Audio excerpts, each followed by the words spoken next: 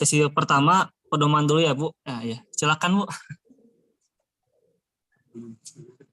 Terima kasih pada Pak Bayu yang sudah yang menjadi pembawa acara ya. Jadi sebelum ke teknis harus disampaikan dulu pedoman tugas akhir itu yang ada di universitas itu seperti apa. Saya mohon izin kepada semua audiens untuk memulai acara. Bismillahirrahmanirrahim. Assalamualaikum warahmatullahi wabarakatuh. Waalaikumsalam. Mudah-mudahan suara saya terdengar jelas. Selamat pagi, salam sejahtera untuk kita semua. Alhamdulillahirabbil alamin. Puji syukur kita panjatkan kehadirat Allah Subhanahu wa taala atas berkat rahmat dan inayahnya kita semua saat ini bisa melakukan kegiatan rutin untuk aktivitas kita di kampus. Dan dalam hal ini acaranya yang pokok adalah sosialisasi pedoman tugas akhir. Bapak dan Ibu semua, untuk sosialisasi tugas akhir ini adalah saya sendiri dari bagian akademik ya, yang bertanggung jawab terhadap bidang akademik, beberapa kali menerima permohonan atau permintaan dari fakultas-fakultas untuk dapat menerbitkan pedoman tugas akhir yang tujuannya adalah memberikan standar atau pedoman umum yang akan diturunkan di tingkat fakultas dan program studi. Selama ini pedoman tugas akhir ini bukan tidak ada, tetapi ada. Di tingkat program studi jelas ada. Kemudian juga ada yang kemudian sudah beberapa fakultas sudah menaikkan pedoman ini di lingkup fakultas. Namun dari fakultas sendiri menyampaikan bahwa perlu ada standar di mana penugasan sistem alur dan sebagainya itu diseragamkan dalam arti supaya tidak ada dibanding-bandingkan oleh mahasiswa bahwa fakultas satu dengan fakultas lain itu berbeda begitu. Kemudian juga prodi satu dengan prodi lain juga berbeda. Nah, sebetulnya perbedaan-perbedaan ini muncul karena setiap program studi tentu harus melaksanakan kegiatan tugas akhir ini dengan mengedepankan bidang keilmuannya, ya. Namun tentu saja setiap gaya yang berbeda ini dari sisi prosedur, dari sisi standar mutu, dari sisi prosedur, dari sisi teknis harusnya tidak jauh berbeda. Nah, benang merah inilah atau hal-hal pokok inilah yang diambil untuk merespon permintaan dari unit kerja pelaksana akademik mengenai munculnya pedoman tugas akhir, ya. Dan pedoman tugas akhir ini disusun juga dalam proses yang tidak sebentar sebetulnya, walaupun hasilnya itu mungkin tidak terlalu tebal ya pedomannya itu. Jadi tidak sebentar itu kita melakukan perumusan itu di draftnya di akademik, kemudian dimasukkan ke komisi senat ya, bagian akademik, bagian kegiatan catur dharma, dan sudah dibahas beberapa dokumen tentang pelaksanaan catur dharma ini. Salah satu diantaranya adalah pedoman tugas akhir. Nah, ternyata juga di dalam menyusun pedoman tugas akhir ini perlu juga kita merujuk berbagai sumber yang juga harus diselesaikan, diantaranya etika akademik ya. Nah, oleh karena itu proses menyusun pedoman tugas akhir ini tidak sebentar begitu ya, hampir beberapa bulan. Kemudian juga sebetulnya pedoman tugas akhir ini sudah dibahas di Komisi Pelaksanaan Catur Dharma, sudah naik ke Senat juga, jadi ini hasil dari Senat Universitas, dan kemudian sudah disahkan melalui SK Rektor tentang pedoman tugas akhir yang memayungi semua aturan. yang ada dalam pelaksanaan tugas akhir. Meski demikian, tentu saja kalau menyusun dokumen itu mudah, ya lebih mudah daripada melaksanakannya tentu. Dalam hal ini kami juga menyadari bahwa mungkin akan ditemukan berbagai hal yang berbeda atau sebagai pembeda satu dengan yang lain. Sehingga yang tadi kembali kami dalam hal ini pedoman tugas akhir ini lebih kepada menstandarkan mutu, menseragamkan prosedur gitu ya. Mudah-mudahan ini terwadahi, dan kemudian juga yang paling pasti adalah peran universitas dalam hal memonitoring dan mengevaluasi pelaksanaan tugas akhir di semua unit pelaksana akademik itu bisa berjalan. Nah, salah satu bentuk monitoring yang kami lakukan tentu tidak bisa mendatangkan satu persatu atau meminta laporan secara langsung gitu ya kepada setiap pelaksana akademik.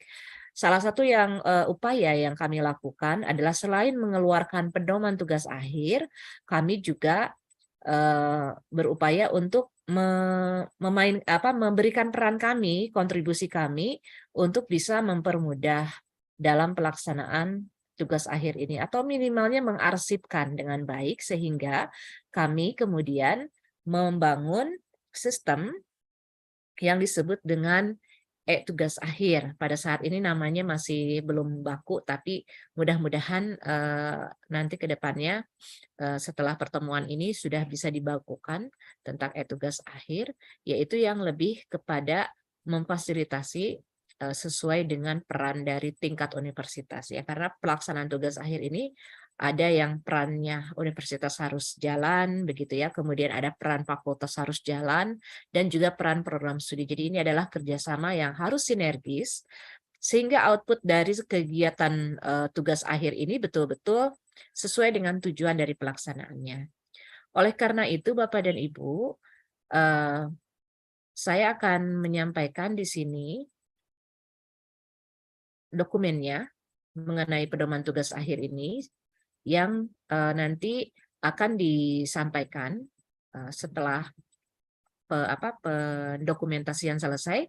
Itu akan kami sampaikan kepada seluruhnya dan juga akan kami sosialisasikan kepada mahasiswa. Jadi tidak hanya dosen saja, tidak hanya dosen-dosen atau pengelola tugas akhir saja yang tahu tentang pedoman ini, tetapi juga kepada mahasiswa akan kami masukkan satu dokumen pedoman tugas akhir bagi yang mengambil atau mengontrak tugas akhir. Yang kedua adalah untuk seluruh mahasiswa dan juga dosen, melalui SIA kami setelah ini juga mungkin minggu depan akan memasang satu dokumen baru seperti etika akademik, karena ini ada hubungan yang erat ya antara tugas akhir dengan etika akademik. Nah, kemudian etika akademik tentu saja tidak hanya memayungi pedoman tugas akhir, tapi memang harus disosialisasikan, dan salah satu caranya adalah dengan menyimpan di SIAK seperti pedoman akademik. Jadi bergandengan pedoman akademik dan etika akademik.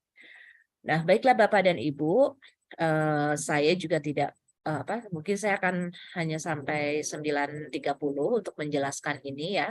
Jam 9.30 itu menjelaskan pedoman ini. Nanti setelah itu Bapak dan Ibu bisa mulai menguji coba untuk sistem yang nanti akan dipandu oleh tim SIM. Nah, Bapak dan Ibu, ini dokumen pedoman tugas akhir, dan ini sebetulnya karena pengesahannya di tahun 2022, kenapa sekarang baru disosialisasikan?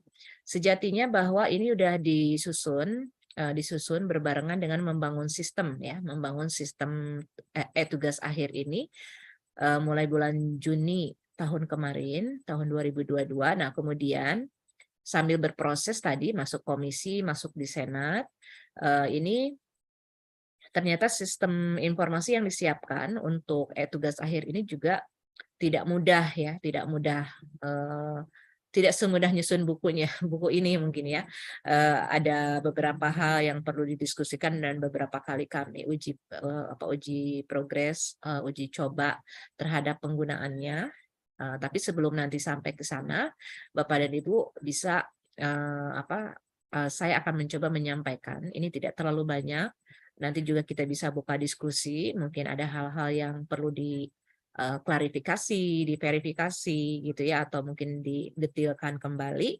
Yang tujuannya adalah bagaimana si pedoman ini akan bisa betul-betul dipakai bersama, dijadikan rujukan bersama, karena nanti ke depannya si pedoman tugas akhir ini yang ada di tingkat universitas harus dirujuk untuk dijadikan turunannya di pedoman tugas akhir tingkat fakultas ya. Nah, Bapak dan Ibu, ini sudah ada lembar pengesahannya, tapi belum ditandatangani di dokumen ini. Nah, belum ada tanda tangannya, tapi ini SK rektornya sudah muncul di tahun 2022 karena sesuai dengan pengesahan dari Senat. Nah, ini SK-nya, jadi sudah sah sebetulnya diberlakukan. Tapi kenapa tidak diberlakukan di semester kemarin? Karena tadi sistem informasinya belum selesai dan baru selesai kemarin, gitu ya, di uji coba. Dan di minggu ini kami sudah melakukan uji coba launching kepada tim teknis, yaitu staf akademik di tingkat fakultas. Jadi sudah sampai ke fakultas sebetulnya, cuma kepada dosen-dosen atau pengelola kegiatan tugas akhir ini di resminya sosialisasinya sekarang. Nah, Bapak dan Ibu, ini kalau kita lihat daftar isinya juga seperti yang tadi saya sebutkan, bahwa pedoman tugas akhir ini berusaha untuk memayungi pelaksanaan penyelenggaraan tugas akhir di tingkat fakultas. Nah, kemudian juga teknisnya seperti apa yang diharapkan, kemudian pengaturan rekognisi dari tugas akhir juga kami masukkan, karena di sini banyak ya hal-hal yang mungkin sudah dilakukan tapi belum ada rujukannya, begitu ya. Kami coba memayungi itu. Nah, kemudian Bapak dan Ibu, ini ada penjelasan tentang latar belakang, kemudian bahwa tugas akhir ini adalah salah satu mata kuliah yang memang harus dilaksanakan dengan metode pembelajaran yang melalui pembimbingan, begitu ya. Jadi harus dipahami bahwa skripsi, laporan tugas akhir maupun tesis itu adalah perkuliahannya harus berjalan, begitu. Tidak boleh tidak dilaksanakan. Tapi bentuknya adalah dalam bentuk bimbingan, yang ditugaskannya adalah tim pembimbing oleh fakultas. Nah, maksud dan tujuannya tentu saja untuk memberikan arahan untuk bagaimana penerapan standar mutu tadi ya, syarat dan aturan pokok yang kami kompilasi dari berbagai masukan dari fakultas maupun program studi ataupun dosen yang ada, bahkan mahasiswa yang e-komplain kepada kami, itu kami coba untuk menetapkan syarat dan aturan pokok dari pelaksanaan tugas akhir untuk dipahami bersama, supaya nanti ke depannya tidak ada yang namanya misinterpretasi, dalam pelaksanaan atau apalagi dalam tujuan. Dan jangan lupa bahwa kegiatan tugas akhir ini di dalam akreditasi baik BAN PT maupun LAM itu selalu ditanya agak detail dibanding di samping perkuliahan lainnya. Oleh karena itu, biasanya asesor juga bertanya seperti apa dokumentasinya, seperti apa pelaksanaannya, sehingga ini merupakan satu hal yang perlu diperhatikan, karena kadang-kadang di dalam pendokumentasian kegiatan ini agak keteteran, apalagi untuk beberapa prodi yang memang mungkin kekurangan di dalam penataan administrasi. Nah, pedoman tugas akhir ini bertujuan agar output dan outcome dari tugas akhir ini terjaga mutunya. Karena salah satu komitmen kita di dalam melaksanakan kegiatan yang diukur, kinerja utama, salah satu indikator kinerja utama dari program studi yang juga IQPT ya, termasuknya di poin 1 adalah bagaimana kita meningkatkan mutu lulusan. Dan mutu lulusan ini menunjukkan indikator bahwa pelaksanaan akademik di UMI adalah merupakan UMI sebagai penyelenggara pendidikan tinggi yang berkualitas, itu dilihat dari produk tugas akhirnya. Nah, oleh karena itu, Bapak dan Ibu, pedoman tugas akhir ini akan berkaitan dengan hal-hal berkaitan dengan tugas akhir mahasiswa, dalam prinsip penyelenggaraan tugas akhir, dalam teknis pelaksanaannya, dan juga pengaturan rekognisi untuk tugas akhir. Nah, ini beberapa definisi yang dimaksud di dalam pedoman ini, bahwa tugas akhir itu adalah sebutan umum untuk karya ilmiah yang menampilkan kemampuan seorang mahasiswa menyelesaikan satu masalah atau mengembangkan satu sistem, produk, model, bisnis startup, ataupun kombinasinya dalam bentuk karya tulis ya. Dan kalau untuk di kita itu kan ada diploma 3, maka namanya itu adalah laporan tugas akhir. Ini ada definisinya. Skripsi juga ada definisinya, dan ini untuk jenjang pendidikan strata 1 ya, strata 1 jenjang sarjana. Nah, kemudian tesis, kita juga ada tesis. Ini juga sama, salah satu bentuk tugas akhir itu adalah tesis. Kemudian juga ada disertasi kalau untuk program jenjang pendidikan pasca sarjana untuk S3. Nah, nanti juga di sini ada pembimbing, ada penguji, ada kegiatan sidang dan rekognisinya. Kemudian apa sih ketika menyusun ini yang dirujuk itu yang mana begitu ya? Ini beberapa landasan yang dipakai atau dirujuk dalam penyelenggaraan tugas akhir, dan ini sekitar yang pokoknya ada 9 ya, ada 9. Kemudian sebentar, kayaknya masih ada yang kurang ya ini ya di sini. Ada yang kurang, yang dirujuk ada yang kurang. Perlu ditambahkan kembali. Nah, kemudian Bapak dan Ibu, prinsip penyelenggaraan tugas akhir ini, yang pertama tentu setiap, tadi sudah disebutkan bahwa tugas akhir adalah salah satu mata kuliah. Artinya, ketika melakukan penilaian terhadap tugas akhir ini harus melakukan dulu yang namanya perkuliahannya. Nah, perkuliahannya ini adalah dalam bentuk pembimbingan oleh tim pembimbing. Jadi kalau misalkan mahasiswa, kan pemahaman mahasiswa ada yang begini, yang penting menghasilkan produk, kadang-kadang tidak bimbingan ke dosennya, atau bimbingannya nanti mepet-mepet mau waktu sidang.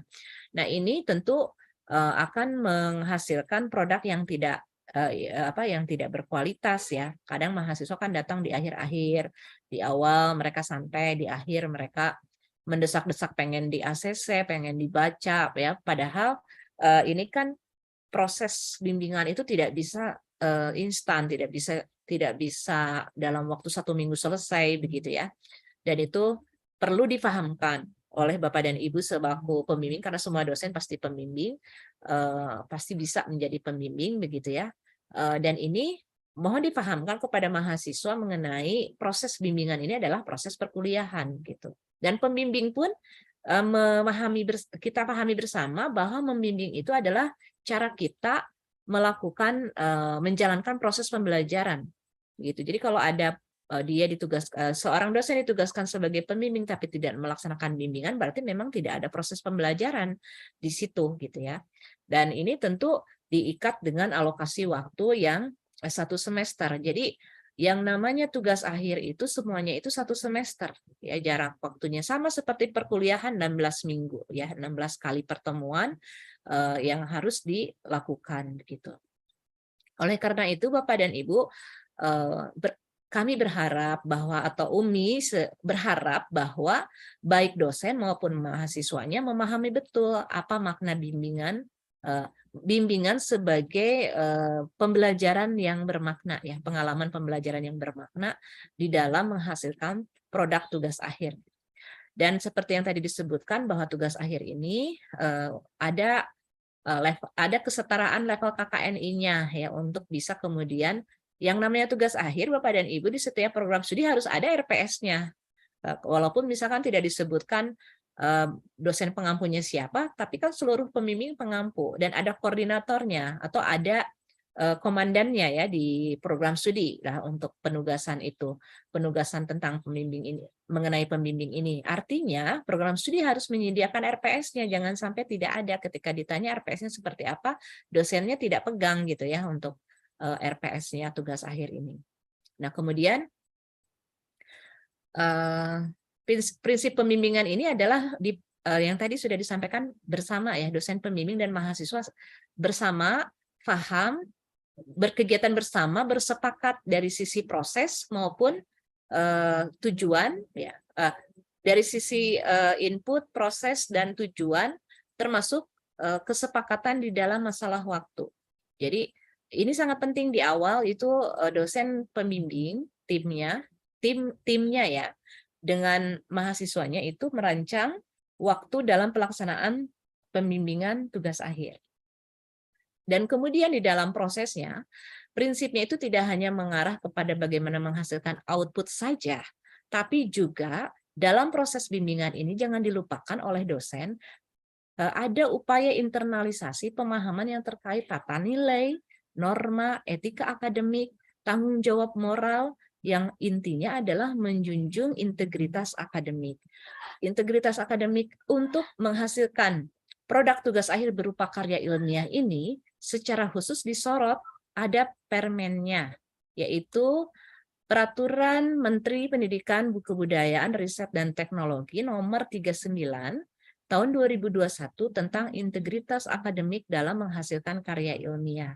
Nah, dorongan ini harus dituangkan di dalam etika akademik. Nah, etika akademik ini kita sudah punya yang baru, Pedoman Etika Akademik UMI yang memang diterbitkan di tahun 2022 ini, dan untuk saat ini disosialisasikan kepada Bapak dan Ibu karena memang ini yang tadi saya sebutkan, setelah hari ini etika akademik akan kami simpan di SIAK supaya baik dosen maupun mahasiswa bisa baca tentang etika akademik ini setiap saat begitu. Kemudian Bapak dan Ibu, prinsip pelaksanaan tugas akhir itu tentu akan melibatkan beberapa pihak ya, ada koordinator, fakultas bisa membentuk panitia ataupun koordinator ya. Karena kami berharap bahwa untuk pelaksanaan teknis, menjalankan prosedur dan sebagainya itu ada di tingkat fakultas ya. Jadi program studi perannya ada di usulan pembimbing ya, usulan pembimbing dan pelaksanaan untuk proses pembimbingan dan sampai ke penilaian begitu. Nah, kemudian ini mungkin nanti Bapak dan Ibu bisa baca sendiri karena memang ini merupakan bagian tugas sudah sangat paham ya, saya tidak akan bahas. Nah, kemudian kita langsung ke dosen pembimbing. Secara umum dosen pembimbing ini ditetapkan di UMI ini saya ambil juga ketetapan ini selain dari SN Dikti ya, selain dari SN Dikti juga UMI dulu pernah menerbitkan walaupun hanya berupa draft tentang peraturan dosen pembimbing ini ya, tentang dosen pembimbing, dan ini disesuaikan dengan SNPT terbaru bahwa syarat umum pembimbing tugas akhir, wewenang dan tanggung jawabnya disesuaikan dengan kualifikasi dan kriteria ya, dan kemudian juga jabatan fungsional, jabatan akademik dan fungsional dosen. Nah, kemudian Bapak dan Ibu, ini yang masih kami temukan dalam penugasan pembimbing mata kuliah, penugasan dosen pembimbing di program studi ada yang masih belum sesuai ya, yang kami temukan di beberapa program studi. Mohon ini nanti dirapihkan, terutama di semester sekarang karena pedomannya sudah muncul dan tidak debatable ya, ini karena sudah umum berlaku.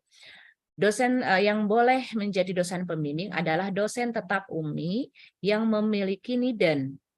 Itu. Dosen tetap UMI memiliki NIDEN atau NIDK. Jadi dosen yang memang punya NIDK diakui di program studi dan memiliki jabatan fungsional ini tidak boleh ditawar. Jabatan fungsional ini tidak boleh ditawar. Kalau Bapak dan Ibu ada di lingkungan program studinya, jabatan fungsional dosennya belum memiliki, mohon untuk tidak diberikan tugas membimbing tugas akhir. Membimbing tugas akhir. Nah, ini mohon dipahami karena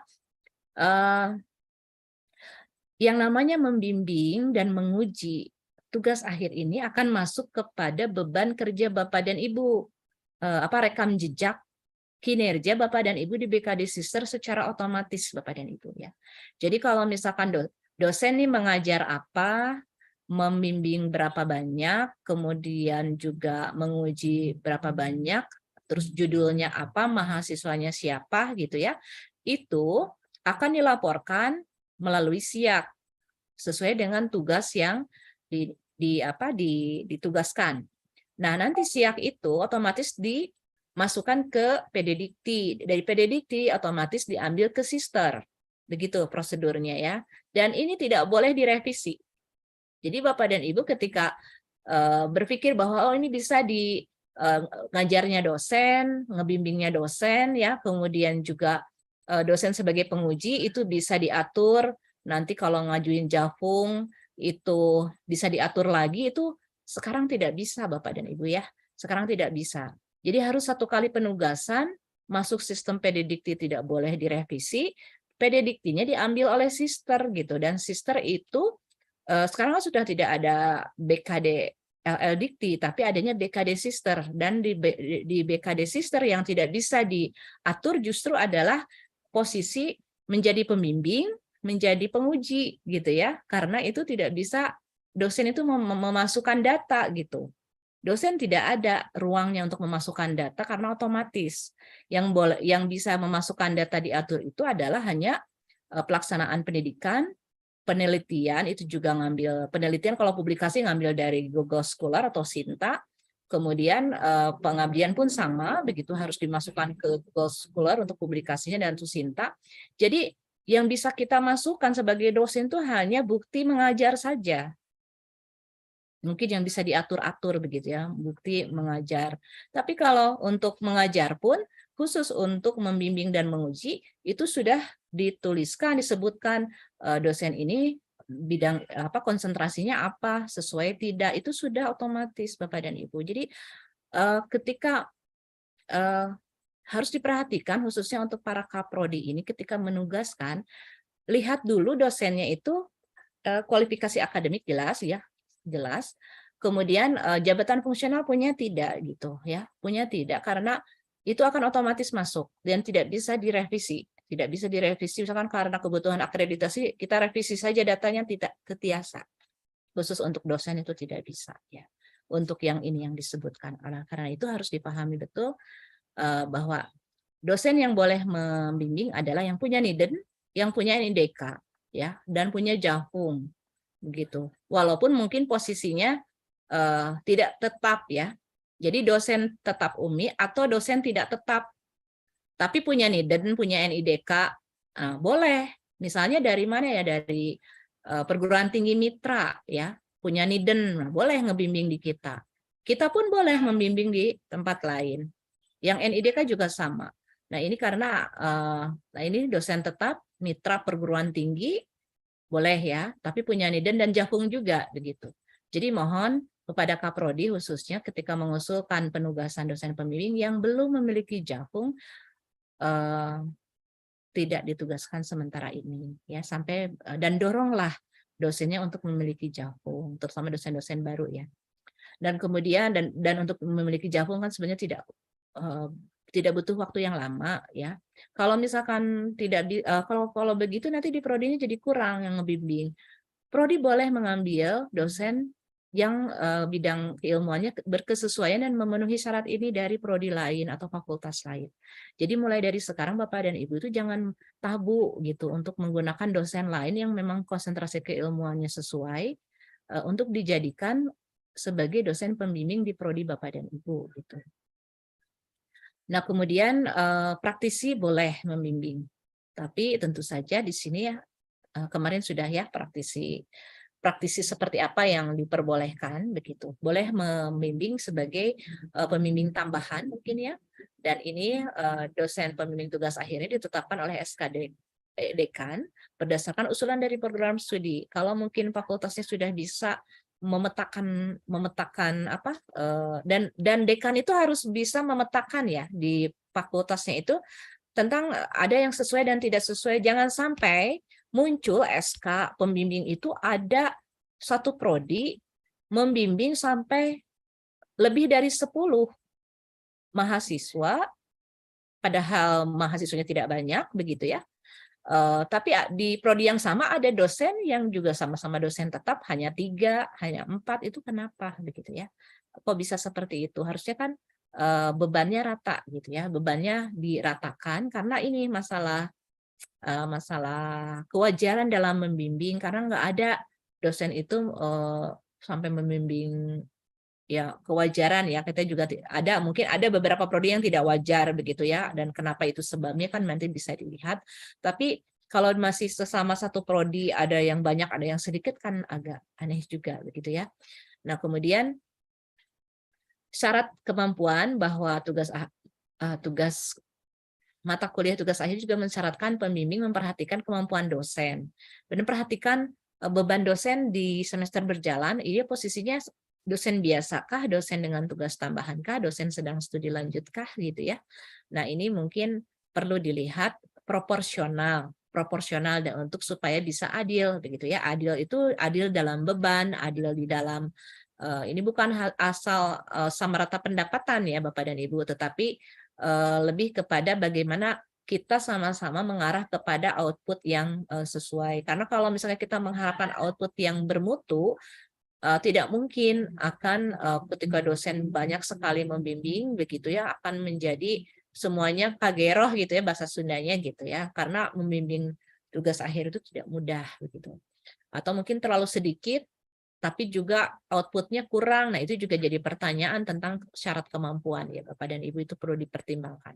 Proporsional penugasan dalam hal batas minimal dan maksimal jumlah kewajaran dibimbing dalam satu semester atau 1 tahun akademik. Kan pernah kejadian ada dosen yang bisa membimbing 100 orang dalam 1 tahun ya. Dan itu sampai ke pasca sarjana lagi gitu. Dan akhirnya kan terungkap penyelewengan di dalamnya ya.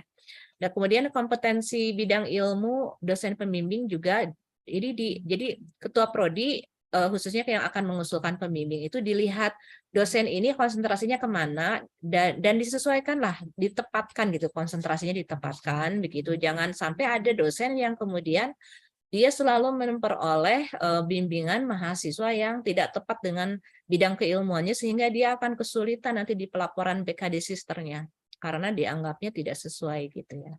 Nah ini maksudnya dipikirkan sampai ke arah sana. Nah kemudian tugas dan wewenang pembimbing ini silahkan dibaca nanti bahwa pembimbing ini wajib memberikan arahan, tapi juga memperhatikan etika bimbingan, etika komunikasi dalam hal janji temu, begitu ya, komitmen menyelesaikan skripsi tepat waktu.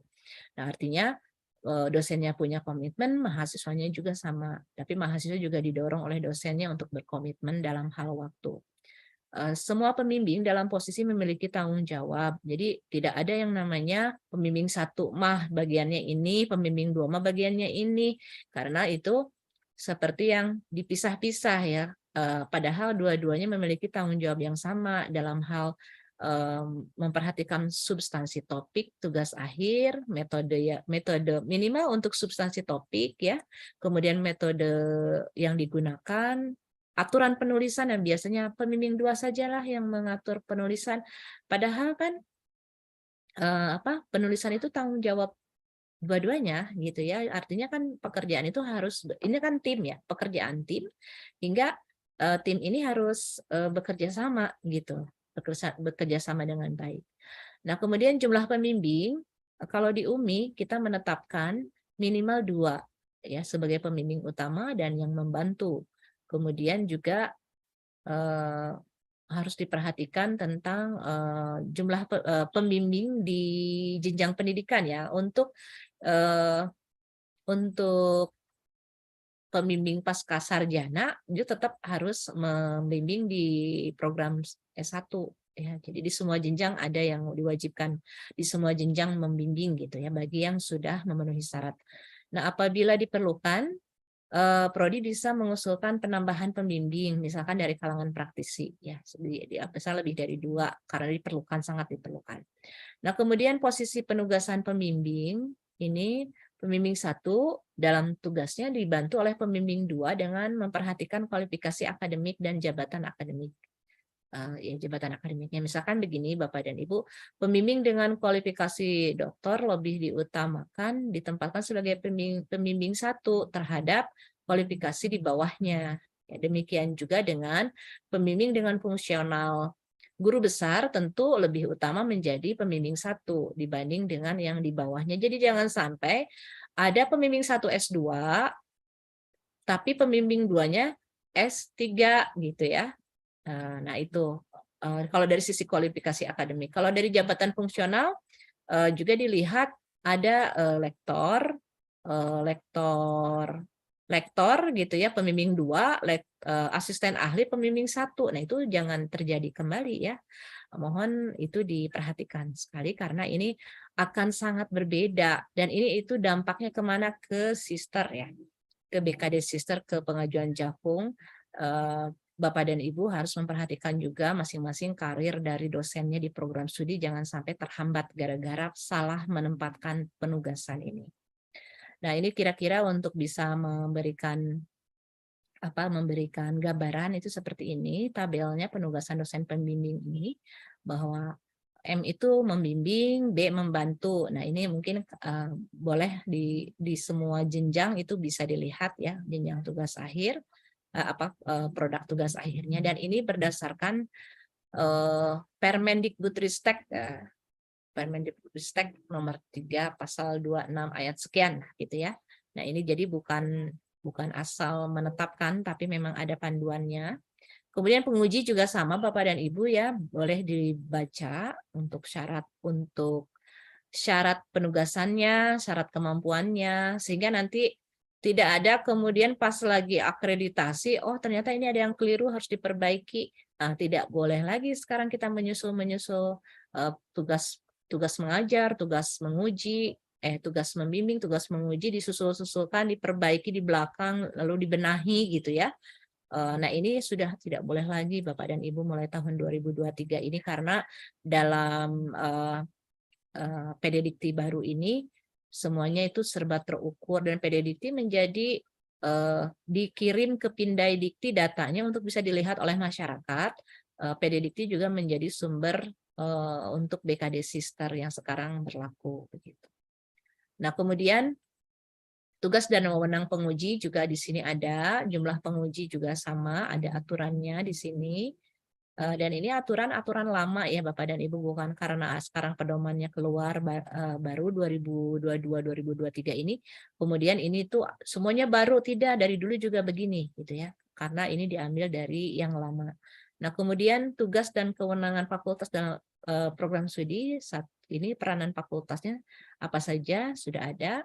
Nah, mungkin di sini yang akan saya soroti adalah universitas, bahwa universitas punya kewenangan dan tanggung jawab dalam lingkup pelaksanaan tugas akhir. Ini meliputi menerbitkan pedoman tugas akhir yang ini sekarang disosialisasikan untuk menjadi panduan agar pelaksanaannya bisa memenuhi standar mutu akademik yang diamanatkan di SPMI, ya, SPMI UMI.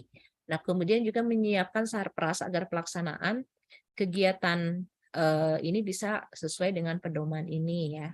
Nah, kemudian melaksanakan sosialisasi standar ini secara teratur, karena ini harus setiap tahun ya, terutama untuk mahasiswa, dan kemudian melakukan koordinasi. Ada berbagai pihak yang dilibatkan secara langsung dan tidak langsung terkait dengan tugas akhir ini biasanya.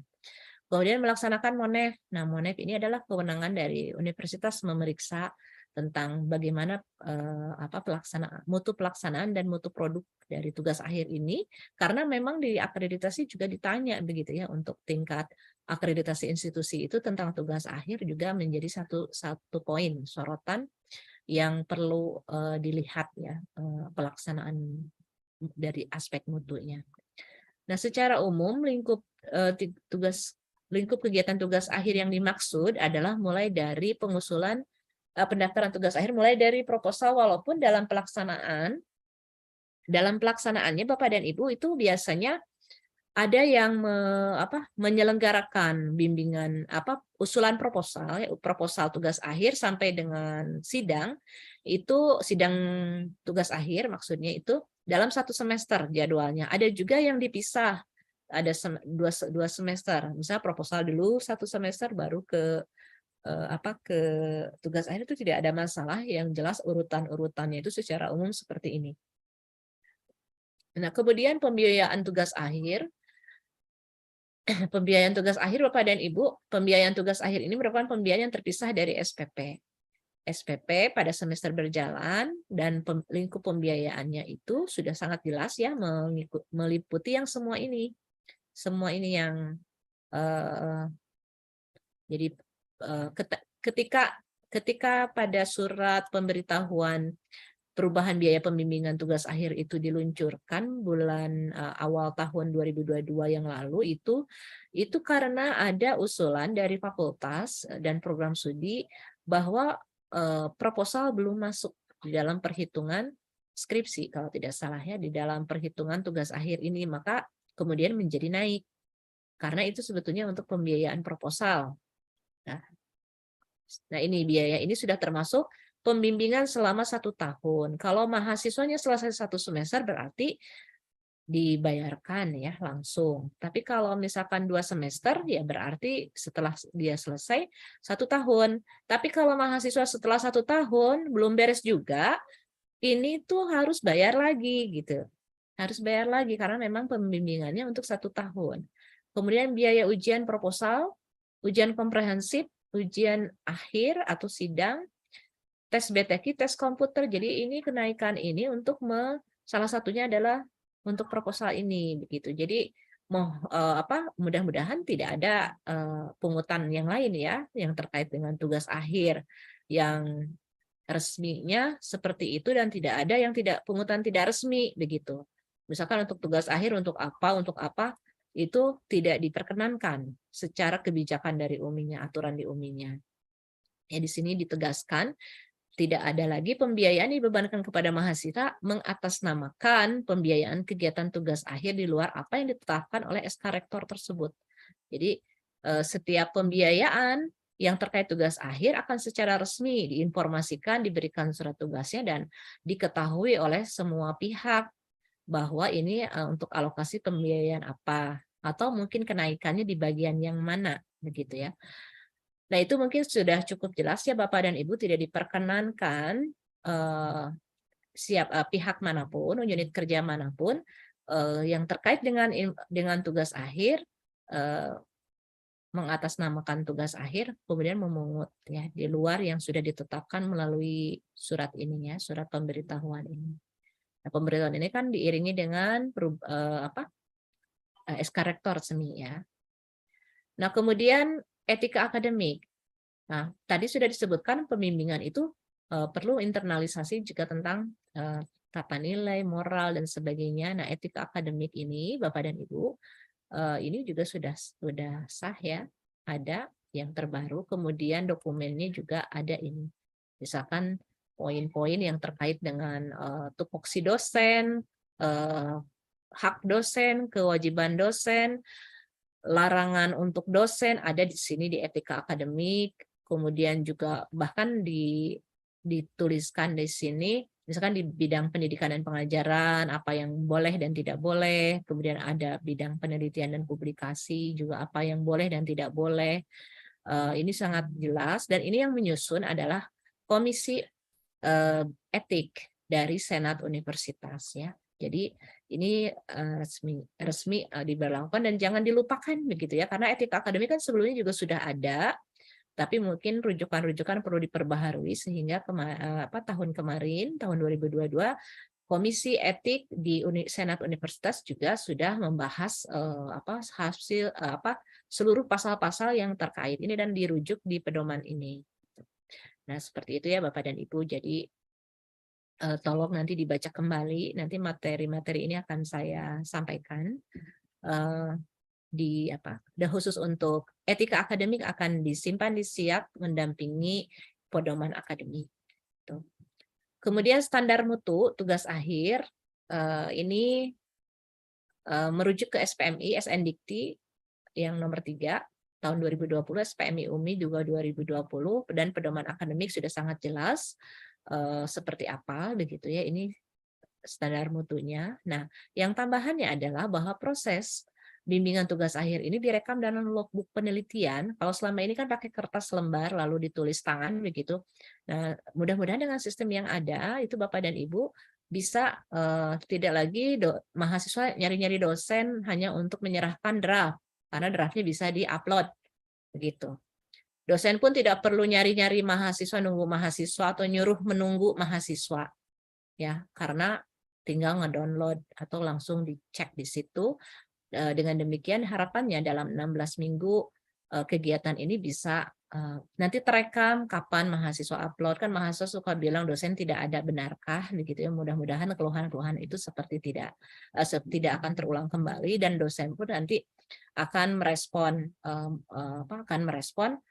kalau mahasiswa ngupload hari ini, kapan dosen merespon akan terekam gitu ya, akan terekam kapan akan meresponnya gitu. Jadi itu akan tercatat secara kearsipan, bisa menjadi evaluasi yang dilakukan gitu. Itu untuk, dan ini masuk di SIAK semuanya, ada di SIAK.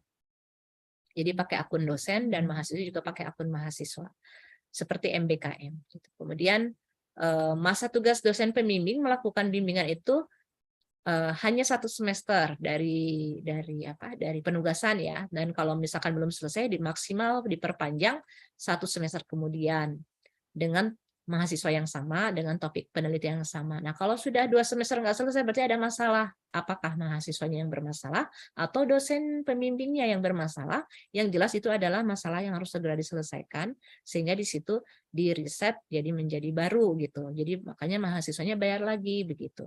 Tujuannya bukan untuk membuat mahasiswa jadi bayar lagi, bukan, justru untuk bagaimana caranya supaya mahasiswa itu kan sayang uangnya harus bayar terus begitu, sehingga mereka kemudian terdorong untuk selesai secepat mungkin begitu ya tugas akhirnya. Nah, kemudian tugas akhir didaftarkan tadi ya melalui SIAK karena sekarang sudah online, dan mohon dipakai semua sistem yang kami kembangkan di akademik itu supaya ketemu kelemahan-kelemahannya gitu. Kalau kelemahannya sudah ketemu, maka akan bisa diperbaiki ya. Kalau tidak pernah dipakai ya tidak akan ketemu dan akan dikeluhkan. Walaupun misalkan responnya lambat atau bagaimana begitu ya. Tapi inilah yang kita miliki dan kita perlukan, sehingga ini tanpa dipakai oleh Bapak dan Ibu dosen pembimbing dan mahasiswa ini tidak akan. Dan sistem ini Bapak dan Ibu, sistem tugas akhir ini hanya satu, tidak ada versi lain gitu ya, tidak ada versi lain, dan ini yang berhak menggunakan domain UMI adalah hanya bagian akademik ya, jadi tidak ada versi lain dari tugas akhir ini, jadi sudah tidak ada. Untuk semester sekarang diharapkan sudah tidak ada. Nah, kemudian selanjutnya mahasiswa nanti kan mendaftar dengan mengunggah beberapa dokumen yang memang menjadi syarat sesuai SPMI. Misalkan transkrip ya, biasanya kan diminta untuk mengecek kelengkapan mata kuliah tidak ada yang terlewat. Bukti telah lulus sesuai dengan SPMI pendidikan yang ada di UMI bahwa baca tulis Quran diupload ya, sertifikatnya diterbitkan oleh LAIK. Kemudian Academic English Proficiency Test setara TOEFL 450 atau angka lain yang setara ini juga ini sertifikatnya diterbitkan oleh LC. Kemudian kemampuan komputer dasar yang sertifikatnya diterbitkan oleh Computer Center UMI. Nah, ini yang bukti yang harus diupload dalam bagian pendaftaran dan bukti lunas biaya ya, lunas pembiayaan sesuai dengan SK Rektor tadi.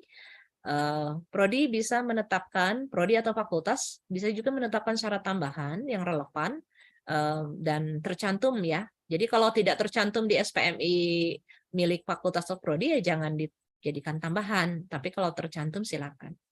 Nah, kemudian prosedur umum bimbingan ini mahasiswa tadi sudah disebutkan akses di SIAK, dosen pun akses di SIAK.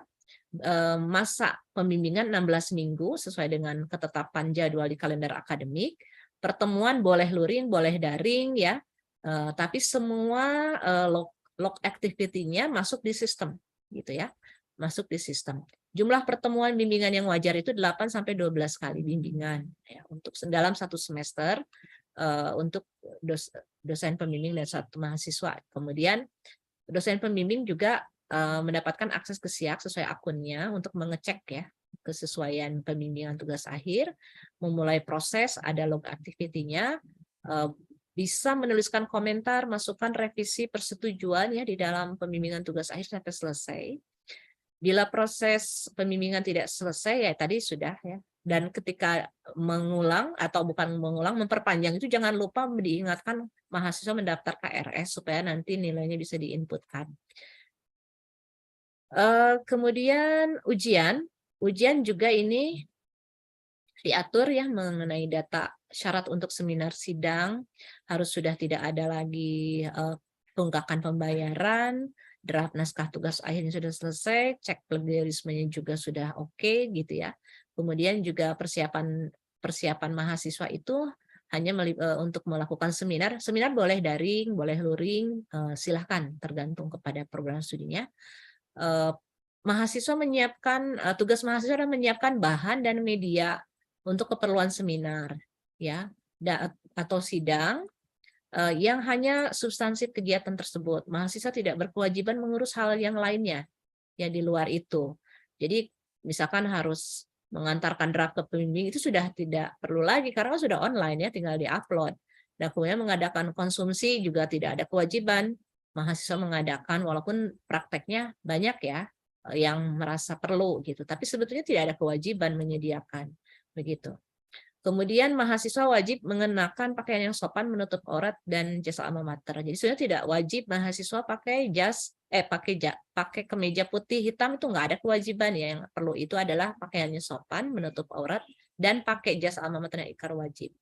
Nah ini hal-hal yang lain itu adalah dilaksanakan oleh panitia yang dibentuk oleh fakultas begitu ya, untuk memastikan bahwa ini jangan sampai mau sidang nggak ada ruangan gitu ya, mau sidang administrasinya masih belum full dan sebagainya. Nah kemudian pengaturan rekognisi ini sudah disesuaikan dengan pedoman rekognisi. Jangan lupa bahwa rekognisi ini diperuntukkan dalam bentuk rekognisi tugas akhir itu adalah terkait dengan boleh dari kegiatan akademik, boleh yang kegiatan non akademik boleh begitu. Tetapi Bapak dan Ibu harap perhatikan kelengkapan bukti rekognisi ya. Jadi kelengkapan bukti rekognisi ada laporan kegiatan atau proyek sesuai standar karya tulis ilmiah, ada publikasinya, ada HKI-nya atau ya serta lembar proses rekognisi yang disusun oleh pembimbingnya begitu. Nah ini jadi dari kegiatan akademik tuh bisa dari kegiatan MBKM termasuk menjadi tugas akhir boleh, dari penelitian dan pengabdian bersama tim dosen dan mahasiswa boleh ya, kemudian kegiatan integrasi Tridharma AIK boleh, tetapi kelengkapan bukti rekognisinya itu meliputi hal-hal seperti ini. Ada laporan kegiatannya, laporan penelitiannya kalau penelitian, kegiatan laporan proyeknya ya, dan ini sesuai standar karya tulis ilmiah, pedoman karya tulis ilmiahnya ada yang sudah diterbitkan oleh LPPM. Kemudian ada lembar proses rekognisinya dan disertai bukti publikasi. Semuanya ada publikasinya gitu. Bentuk publikasi yang diterima untuk tugas akhir adalah berbentuk publikasi jurnal ataupun pencatatan HKI. Nah, kemudian kegiatan non-akademik bisa saja misalkan kegiatan mahasiswa terkait yang sudah tercatat di pusat prestasi nasional atau internasional. Tentu saja ketika mahasiswa berkegiatan kan ada dosen pembimbingnya ya, dan ini yang ditugaskan oleh program studi, dan ini tetap harus harus memiliki laporan kegiatan atau laporan proyek, publikasi, serta lembar rekognisi. Jadi tidak ujuk-ujuk harus lengkap tiga-tiganya gitu ya, ada gitu, tidak kemudian misalkan tidak ada proses kegiatannya, ujuk-ujuk ada hasilnya gitu. Tugas akhir kan nggak mungkin seperti itu. Itu sama seperti mahasiswa datang menyerahkan draft sudah mau sidang, tapi dia tidak pernah bertemu dengan pembimbingnya. Itu yang tidak diharapkan dari kegiatan tugas akhir ini. Dan kutipan pedoman akademik tentang tugas akhir sudah ada ya Bapak dan Ibu, di pedoman akademik itu sudah sangat jelas tentang naskah, ketentuan-ketentuannya, aturan format, lembar pengesahan, deteksi plagiasi, dan sebagainya. Itu silakan dibaca, dan jangan lupa bahwa produk atau output ataupun produk hasil tugas akhir ini disertai publikasi. sesuai dengan surat edaran Dirjen Belmawa Kemendikbud. Ya, ini sudah sangat jelas. Ini harus masuk ke repositori tugas akhir mahasiswa dan ini pun dicek ya di akreditasi itu seperti apa dan syaratnya sudah sangat jelas ada di sana. Kalau Bapak dan Ibu mau membuat pelampauan terhadap syarat publikasi ini ya yang mendampingi produk tugas akhir, maka silahkan ya ditetapkan, namun perhatikan tentang surat edaran Dirjen Belmawa ini ya. Jadi ketentuan publikasi tugas akhir ini adalah kewajiban publikasi tugas akhir adalah kewajiban melengkapi laporan tugas akhir yang disusun oleh mahasiswa, begitu ya. Publikasi berupa penerbitan jurnal atau pencatatan HKI dan memenuhi ketentuan repositori perpustakaan UMI, gitu ya.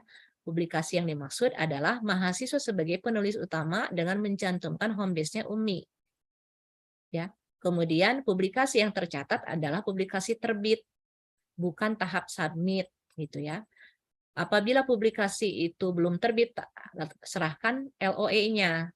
Maka pencatatan repositori bisa ditangguhkan sampai diterima bukti terbit ya kira-kira 6 bulan setelah 6 bulan setelah mahasiswa lulus ya sidang, itu masih bisa asal LOE-nya ada begitu ya. Kemudian kalau sampai batas waktu tidak muncul penerbitannya, maka akan dikembalikan kepada program studi ketidaklengkapan itu dan tetap dicatatkan sebagai tagihan publikasi.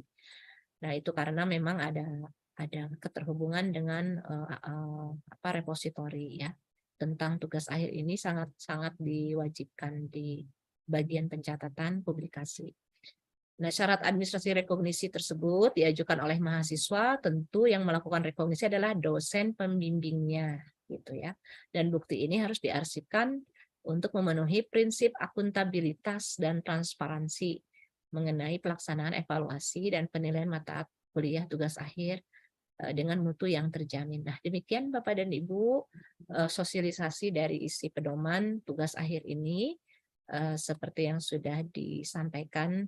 Sebetulnya ini sering kali disampaikan ya, hanya mungkin tidak dalam bentuk kumpulan, dalam bentuk buku pedoman. Nah, sekarang sudah ada, mohon ini kemudian menjadi acuan dan panduan bagi semua dosen, semua program studi, semua fakultas, atau unit kerja yang terkait langsung maupun tidak langsung dengan urusan tugas akhir ini untuk kita sama-sama mengawal pelaksanaan tugas akhir ini untuk berjalan dengan penjaminan mutu yang baik begitu, karena itu adalah merupakan tugas akhir ini adalah merupakan salah satu indikator yang akan dilihat seberapa bermutunya UMI gitu di dalam melaksanakan pelayanan pendidikan tinggi.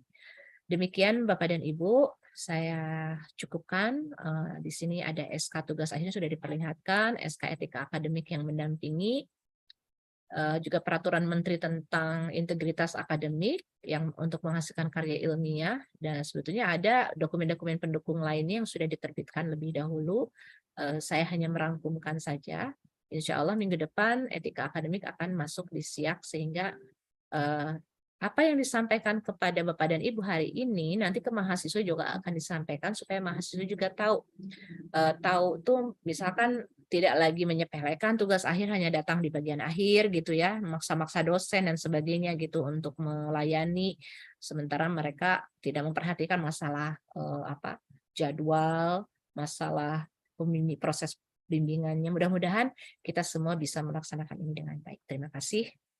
Dikembalikan kepada pembawa acara. Ya, terima kasih kepada Ibu WR1 yang telah menyampaikan materi sosialisasi pedoman tugas akhir.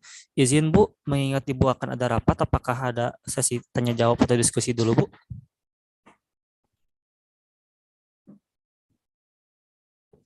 Di mute Bu, maaf. Silahkan kalau ada yang urgen ditanyakan, kalau cukup jelas ya mudah-mudahan sih Ya. jelas. Ya. Ini saya bacakan yang di kolom chat Bu, ada yang nanya dari Pak Hairul Amal, mohon izin untuk pedoman yang di seri Bu WR1 apakah sudah bisa diakses Bu katanya sekarang? Sudah bisa ya, tinggal nunggu apa? Nanti saya carikan dokumen yang sudah ditandatangannya gitu. Oke, baik Bu, terima kasih. Untuk yang lain, apakah ada yang mau bertanya? Mangga, silakan Pak Gatot. Baik. Terima kasih. Assalamualaikum warahmatullahi wabarakatuh. Waalaikumsalam warahmatullahi wabarakatuh. Terima kasih Ibu Warek 1. Penjelasannya cukup jelas. Ada beberapa hal yang mungkin tidak terlalu prinsip Ibu.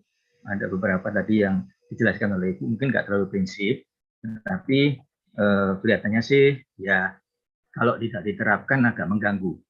Yang pertama adalah perbedaan antara pembimbing 1 dengan pembimbing 2. Tadi Ibu sebutkan bahwa pembimbing 2 membantu pembimbing 1. Berarti ada perbedaan kesetaraan ya Ibu ya. Yang pertama itu. Yang kedua, ada tadi dijelaskan syarat-syarat, ada transkrip nilai yang harus ditandatangani oleh DPA. Mungkin saya salah dalam arti kata implementasinya. Selama ini itu DPA tidak menandatangani transkrip. Yang kedua. Kemudian yang ketiga, tadi juga dijelaskan pada saat sidang, wajib menggunakan pakaian sopan dan sebagainya. Terakhir, harus menggunakan jas alma mater. Apakah itu juga wajib? Karena selama ini, khususnya di Fakultas Ekonomi, itu kita menggunakan bukan jas alma mater lah, bukan hitam putih, tetapi pakaian yang sopan tentu saja, tapi pakai jas, tapi bukan alma mater, berdasi dan sebagainya. Itu mungkin Ibu Warek 1. Terima kasih. Assalamualaikum warahmatullahi wabarakatuh. Waalaikumsalam warahmatullahi wabarakatuh. Mangga Bu, mungkin bisa langsung dijawab dulu. Ya, mungkin saya jawab yang terakhir dulu, mumpung ingat ya.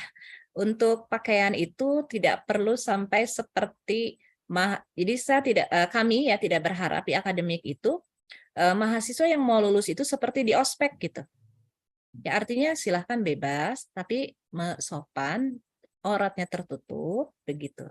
Dan kalau misalkan boleh saja sih ada aturan menetapkan apa, tapi tidak berlebihan. Salah satu contohnya misalkan gini, diwajibkan pakai jas lalu sampai harus sewa, harus bikin. Nah, ini kan masih S1 ya, gitu. Jadi jas alma mater aja deh, sekalian ngecek jas alma maternya itu dikasih nggak sih, gitu ya. Kalau dulu kan pernah ada kejadian ketika ngecek itu ternyata tidak diberi ya jas alma maternya. Nah, jas alma mater itu kan jarang dipakai oleh mahasiswa itu, kecuali yang aktivis mungkin ya sampai belel gitu ya. Tapi kalau yang mahasiswa biasa kan jarang-jarang pakai dan ada momen-momennya, supaya memudahkan aja kepada mahasiswa dan ada ciri ya, ada ciri bahwa oh ini mungkin terakhir kali pakai jas alma mater ya sidang ini, harapannya seperti itu. Jadi yang harus dipahami adalah jangan sampai harus wajib kemeja putih, harus wajib celananya warna hitam gitu ya, karena itu kan tidak substantif di dalam mereka itu harus berpikirnya ya bagaimana presentasi yang membuat mereka lulus gitu ya, bukan masalah yang apa di luar itu gitu ya. Dan kita berlakukan standar-standar yang wajar saja begitu. Yang berikutnya tentang transkrip tidak ditandatangani oleh DPA. Saya juga semalam baca lagi ya. Transkrip kan memang tidak ditandatangani ya, tetapi maksudnya adalah mungkin kalimatnya perlu diubah ya. Transkrip yang sudah diperiksa oleh DPA gitu Pak ya. Artinya jangan sampai DPA-nya tidak tahu mahasiswanya yang dia bimbing selama 4 tahun atau lebih itu masih ada yang ketinggalan ya, ada yang mau sidang baru ketahuan gitu kan, berarti apa ya, DPA-nya tidak menyisir gitu. Mahasiswa ini udah mengajukan proposal, mengikuti proses bimbingan, tapi tiba-tiba ketika mau sidang diperiksa, jangan diperiksa saat sidang gitu. Mending di awal gitu, di awal. Itu sering ada beberapa kejadian, mahasiswa juga kan kita tidak tahu syaratnya seperti itu, bahwa harusnya. Karena kan ketika udah ketahuannya proses ya, tiba-tiba harus ngulang mata kuliah lain yang tidak tersisir ya, ternyata ada yang tercecer-cecer itu belum ngulang atau belum ngambil. Nah, itu kan kasihan mahasiswa tuh sudah pikirannya udah mau selesai tiba-tiba harus kuliah lagi dan sebagainya gitu. Beberapa program studi pernah ada kasus seperti itu sehingga ketika mohon diperiksa kalau misalnya memang ada mata kuliah yang diambil berbarengan, katakanlah mengulang berbarengan ngambilnya dengan skripsi, itu harus sepengetahuan DPA-nya dan diyakinkan bahwa itu akan lulus bersamaan begitu, supaya tidak menjadi hambatan begitu ya. Seperti itu ya Pak Gatot. Terus yang satu lagi, apakah tidak setara? Mungkin sebetulnya setara Pak, setara. Cuma yang utama adalah ya pembimbing utama.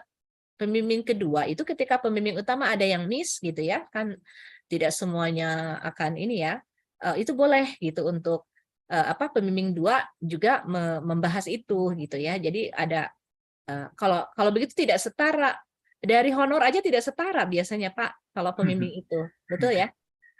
Itu kan menunjukkan tanggung jawabnya juga tidak setara gitu. Jadi alangkah lebih baiknya kan honornya tidak setara, apalagi kalau dikaitkan dengan posisi pembimbing 1 dan 2 itu sudah tidak setara, apalagi dikaitkan dengan jabatan fungsionalnya misalkan begitu ya. Saya tidak tahu pengaturannya apakah sejauh itu atau tidak, karena itu bagian keuangan ya. Tapi diharapkan tanggung jawabnya bersama, kewenangannya sama, tapi ada yang lebih gitu. Jadi ketidaksetaraan itu di situ maksudnya. Baik, terima kasih Ibu. Ya. Oke, terima kasih. Mungkin jawaban terakhir bisa dimasukkan ke jawaban yang pertanyaan dari Bu Lelah ya. Nah, untuk selanjutnya mungkin dari Pak Amal, silakan Pak Amal.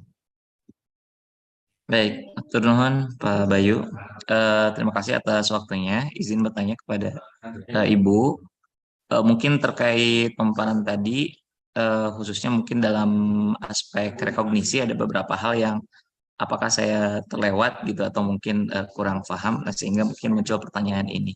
Yang pertama terkait rekognisi itu untuk tugas akhir, kan di awal dikenakan biaya-biaya administrasi ya, jika mengikuti tugas akhir pada umumnya.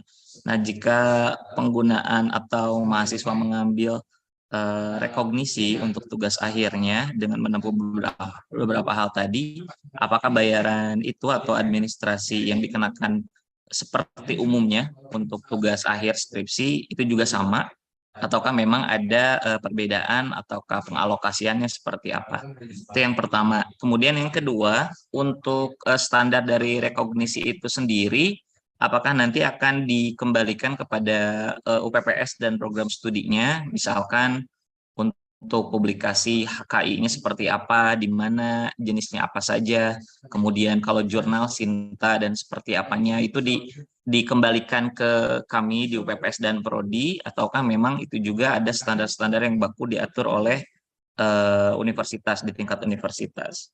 Kemudian yang terakhir untuk yang ketiga ini, bentuk kegiatan yang tadi bisa dikonversi atau direkognisi dalam kegiatan tugas akhir itu, apakah bisa dilaksanakan di semester sebelumnya, ya karena mungkin ada kegiatan pengabdian dan penelitian dosen yang memang berjalan misalkan di semester 6 atau mungkin sebelumnya justru, atau memang itu yang akan dilaksanakan di semester 7 atau di semester 8-nya. Jadi harus di semester berjalan di mana mereka lagi kontrak tugas akhirnya, seperti itu Bu. Mungkin terkait rekognisi khususnya. Terima kasih sebelumnya. Assalamualaikum warahmatullahi wabarakatuh. Waalaikumsalam. Mangga Bu. Ya, untuk rekognisi dulu ya. Rekognisi itu bisa, namanya rekognisi itu lampau. Jadi yang sudah berjalan Pak, bukan yang sedang. Kalau sedang kan mungkin tidak selesai ya, gitu. Khawatirnya. Gitu, atau mungkin berjalan dan pasti ya, karena kan ada pembimbingnya juga. Jadi yang lampau boleh nggak pelaksananya di semester 6, tapi sudah memenuhi nih standar dari tugas akhir. Kalau program studinya memang merancang itu, silahkan. Gitu. Tadi standar rekognisinya dikembalikan ke UPPS dan Prodi. Yang saya tanya RPS-nya ada nggak? CPL-nya itu terlihat nggak di situ? Tagihan outputnya seperti apa? Tapi perguruan tinggi menetapkan sudah seperti itu gitu ya. Yang diminta itu sesuai dengan surat edaran Dirjen Belmawa yang boleh dibaca di pedoman akademik ataupun di pedoman ini ya, sama. Nah, itu kemudian mengenai ketika mahasiswa direkognisi, itu adalah keuntungan dari mahasiswa itu sendiri karena dia sudah bekerja ekstra. Dia lebih dari yang menempuh studi biasa. Artinya tidak dikenai, seharusnya tidak dikenai uang apapun gitu. Karena ketika dia berkegiatan juga dia kan orang lain mungkin hanya ke kampus, dia kemana-mana begitu ya, itu juga kan sudah mengeluarkan dana. Tapi kan ada pembimbingnya juga di situ gitu ya, ada pembimbingnya juga di situ. Nah itu si pembimbingnya itu yang berhak menjadi diakui sebagai pembimbing gitu. Makanya dosen prodi itu harus aktif membimbing mahasiswa, kan ada ya di IKU-nya juga dosen membimbing mahasiswa meraih prestasi gitu ya. Karena memang tugas pembimbingan itu bukan hanya tugas dosen itu bukan hanya ngajar saja, tapi juga membimbing itu bagian dari pelaksanaan pendidikan. Jadi apakah dipungut lagi? Ya tidak begitu, apalagi kalau misalkan ketika melaksanakan kegiatan itu bagian dari hibah yang sudah dibiayai ya, jadi termasuk publikasinya dan sebagainya. Harapan kami adalah mahasiswa justru terintegrasi gitu pelaksanaan pendidikannya, pembelajarannya, sehingga dia tidak harus mengeluarkan dana double-double gitu. Seperti itu. Mungkin bisa dipahami ya Pak Amal. Sudah cukup ya? Baik Ibu.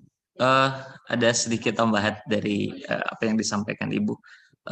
Terkait publikasi itu tadi, kalau misalkan dalam ada kegiatan kami, saya selaku dosen pembimbing dalam kegiatan pengabdian atau penelitian, kemudian ternyata daripada hasilnya itu bisa kita pakai sebagai bahan rekognisi untuk tugas akhir. Berarti publikasi ini satu untuk masing-masing individu mahasiswanya. Misalkan mahasiswa yang ikuti kegiatan saya ada 2 orang. Berarti harus ada 2 publikasi dan mereka sebagai penulis pertamanya. Iya. Ataukah ya, penulis harus pertama. seperti itu? Ya, harus. Harus penulis Jadi pertama. kalau misalkan dalam satu kegiatan, program atau proyek, mahasiswa ya harus dua-duanya nulis dari aspek yang berbeda. Nah, itu tugas pembimbing kan di situ mengarahkan. Begitu. Walaupun laporan kegiatannya mungkin sama ya, karena harus ada kan laporan kegiatannya. Tapi publikasinya berbeda. Boleh. Seperti itu. Mungkin Baik, itu terima cukup kasih, ya. Ibu. Terus untuk yang di chat ini dari Bu Elna, bagaimana dengan mahasiswa RPL disamakan pedomannya dengan reguler atau sedikit agak berbeda? Nah, reguler secara prinsipnya sama ya Bu ya. Yang membedakan apa? Nah, ini yang karena kalau dalam program RPL itu ya justru yang tidak boleh dikonversi adalah skripsi, tugas akhirnya. Itu yang menjadi pembedanya ya Bu ya. Jadi mahasiswa RPL boleh direkognisi apapun gitu ya, tapi khusus skripsi jangan, berarti dia menjalankan tadi yang pada umumnya dilaksanakan di UMI gitu ketika dia sudah menjadi mahasiswa UMI. Tapi kalau misalnya si mahasiswa ini punya proyek mengikuti program, yaitu berarti berlaku tadi programnya ada laporannya, diikuti ada laporannya, begitu sama aja Bu, gitu ya. Bu, mohon maaf, ini tutup kamera. Ya. Ini yang RPL, karena memang kita banyak RPL. Mereka itu misalnya seperti ini Bu, dia itu sudah mengikuti skripsi sampai akhir, dan skripsinya itu relevan dengan pendidikan anak usia dini. Bagaimana kalau seperti itu? Apakah dia harus skripsi awal lagi, atau memang itu bagian dari kalau yang relevan gitu? Nanti Mungkin dia hanya khusus yang Bu Elna, ini saya udah dipanggil Pak Rektor ya. Khusus Bu Elna nanti kita ketemu aja ya, supaya bisa lebih jelas lagi. Mohon mangga. Siap Bu. Ya. Baik Bapak dan Ibu, mohon maaf ya sudah dipanggil Pak Rektor untuk rapat, dan berikutnya mungkin sesi berikutnya adalah tim SIM akan memandu bagaimana cara menggunakan sistem tugas akhir ini. Terima kasih, mohon dibantu oleh staf akademik keseluruhan. Kalau ada pertanyaan yang mungkin tidak terjawab, nanti akan dijawab tertulis mungkin ya. Dan mudah-mudahan bisa diskusi langsung. Assalamualaikum warahmatullahi wabarakatuh. Waalaikumsalam warahmatullahi wabarakatuh. Terima kasih Bu. Ya, terima kasih kepada Ibu Lektor 1 yang telah memaparkan materi sosialisasi pedoman tugas akhir. Untuk sesi selanjutnya yaitu untuk sistem tugas akhirnya ya, untuk penjelasannya langsung dari bagian tim SIM. Untuk itu saya persilakan untuk bagian tim SIM untuk memaparkan sistemnya. Oke, waktu dan tempat saya persilakan kepada bagian tim SIM. Bismillahirrahmanirrahim. Assalamualaikum warahmatullahi wabarakatuh. Waalaikumsalam warahmatullahi wabarakatuh. Sebelumnya perkenalkan saya Azhar Ihan. Di sini mewakili dari UPT SIM. Pada kesempatan ini akan menjelaskan tentang sistem tugas akhir Universitas Muhammadiyah Sukabumi. Untuk mempersingkat waktu, kita langsung aja praktek ke sistemnya.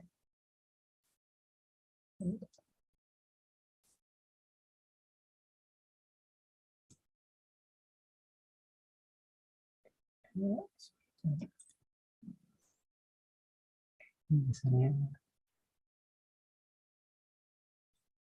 oke. Saya share screen, udah kelihatan ya? Sudah. Ya, baik. Jadi untuk sistem tugas akhir ini bisa diakses saat ini di domain tugasakhir.umi.ac.id. Ini adalah halaman depannya. Di sini terbagi jadi beberapa role, yaitu ada operator, dosen, dan juga mahasiswa. Nah, untuk kali ini kita akan memakai tiga role, mahasiswa, dosen, dan juga operator. Nah, untuk mempermudahnya, saya menjelaskan alur penggunaan ini sesuai dengan alur yang nanti akan digunakan. Yang pertama, kita masuk sebagai mahasiswa dulu. Bisa diklik di akses mahasiswa ini. Nah, nanti mahasiswa login menggunakan NIM dan juga password yang sama dengan di Siak. Dimasukkan NIM-nya berapa, kemudian dimasukkan password-nya berapa, apa gitu ya kan. Kemudian diklik masuk. Nah, ini contohnya saya sudah masuk ke salah satu mahasiswa. Ini akun mahasiswa. Di halaman awal ini, di mahasiswa tampil beberapa tahapan dari rangkaian tugas akhir. Di sini tertera jadwal pendaftarannya, itu ada bimbingan usulan penelitian, seminar usulan penelitian, dan seterusnya. Nah, tahapan ini sesuai dengan prodinya masing-masing. Jadi tidak semua begini. Nah, tahapan ini tuh diatur oleh fakultas apa saja yang ada ya kan untuk melaksanakan tugas akhir ini. Nah, kemudian untuk yang pertama kita coba daftar mahasiswa untuk daftar bimbingan usulan penelitian. Di sini mahasiswa bisa daftar di klik bimbingan usulan penelitian. Nah, di sini ditulis judul usulan penelitiannya itu apa. Nah, ini tuh nanti ke depannya masih bisa berubah gitu ya kan. Ini untuk awal aja sebagai penanda. Misalnya kita isi ini. Kita simpan. Nah, yang pertama ini di mahasiswa statusnya draft dulu ya. Draft dulu supaya apa? Supaya nanti itu bisa diedit ya kan sebelum diajukan ya. Jadi kalau misalnya ada yang belum sesuai, mahasiswa masih bisa ngedit dulu, kemudian nanti diajukan.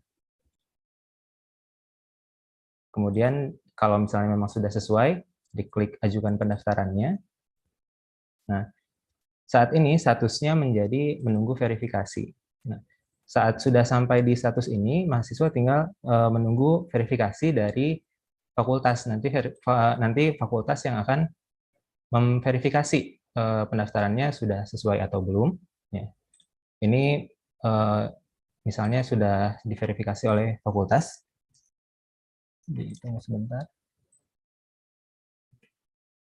Nah, untuk pembimbingan, setelah verifikasi, mahasiswa bisa melihat statusnya menunggu pembimbing. Ini artinya pendaftaran tersebut sudah diverifikasi oleh fakultas dan dinyatakan sesuai. Gitu.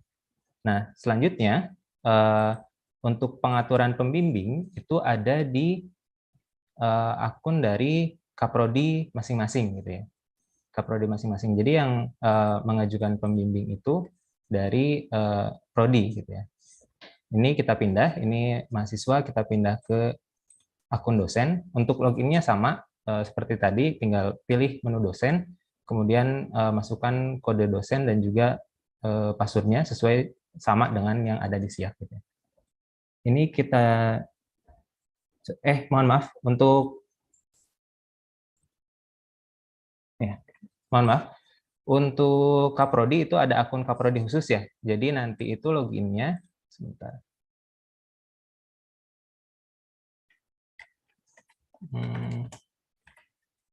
Maaf. Nanti untuk Kaprodi itu ada akun khususnya. Loginnya lewat sini, akses operator, masukkan username dan juga password yang diberikan khusus untuk Kaprodi. Nah, ini kita sudah masuk ke akun Kaprodi administrasi publik sebagai contoh, gitu ya. Nanti di sini ada tahapan-tahapan tahapan-tahapan apa saja yang sebelumnya tadi disetting, gitu ya. Kemudian di sini ada bimbingan usulan penelitian, ada yang menunggu proses. Ini diklik, ini statusnya menunggu pembimbing. Nah, yang masuk ke sini itu adalah yang sudah diverifikasi oleh fakultas, jadi sudah dipastikan persyaratannya itu sudah sesuai, gitu kan. Jadi dari Kaprodi itu tinggal dipilihkan aja pembimbingnya siapa. Ini bisa dilihat judulnya apa, kemudian mahasiswanya siapa, gitu ya kan, program studinya apa. Di sini untuk mengatur pembimbingnya, diklik di menu pilih aksi, kemudian atur pembimbing. Dipilih pembimbing utamanya siapa. Ini bisa diketik nama atau juga NIDN kode dosennya bisa diketik di sini. Misalnya kita pilih untuk pembimbing utamanya ini Bu Yuni, kemudian untuk pembimbing pendampingnya sebagai contoh kita pilih yang ini. Klik simpan. Nah, setelah disimpan, ya kan, silahkan diklik konfirmasi petugas. Jadi kalau misalnya posisinya masih belum dikonfirmasi, itu masih ada di Kaprodi tanggung jawabnya, ya kan. Kemudian dikonfirmasi petugas, diajukan. Nah, kalau sudah menunggu SK, berarti ini tanggung jawabnya udah dikembalikan lagi ke fakultas. Nanti fakultas akan melihat daftar mahasiswanya dan juga juga dosen pembimbing yang sudah diatur sebelumnya oleh akun Kaprodi tadi. Gitu. Ini kita lihat setelah nanti fakultas memverifikasi dari pembimbingnya, statusnya nanti akan berubah. Nah, proses bimbingan. Saat statusnya itu sudah proses bimbingan, itu dosen dan mahasiswa sudah bisa memulai pencatatan proses bimbingan ya. Kalau misalnya kita lihat di akun mahasiswa, ini akun Kaprodi, kita kembali ke akun mahasiswa. Nah, ini kan sebelumnya menunggu pembimbing. Nah, proses bimbingan. Sini udah ada pembimbingnya siapa. Nah, saat akan memulai proses bimbingan, bisa diklik di sini mulai bimbingan. Nah, di sini dari mahasiswa mengisikan tanggal pembimbingannya kapan, kemudian catatan materinya apa, misalnya bimbingan bab 1, lampiran materinya apa. Misalnya ini kita dokumen contoh saja. Setelah itu simpan catatan. Nah, setelah simpan catatan ini, statusnya menunggu review. Artinya dari dosen pembimbing itu harus mengecek kesesuaiannya dari catatan materi yang ditulis oleh mahasiswa tadi. Ini akun mahasiswa, kita coba masuk ke akun dosen yang menjadi dosen pembimbing ya.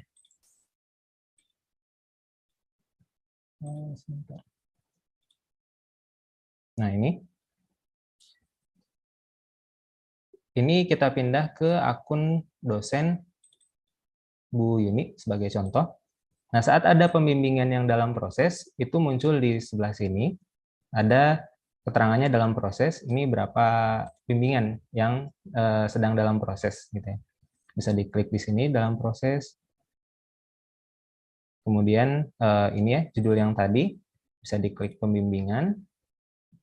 Nah, kemudian ini catatan yang tadi ditulis oleh mahasiswa. Bisa diklik verifikasi.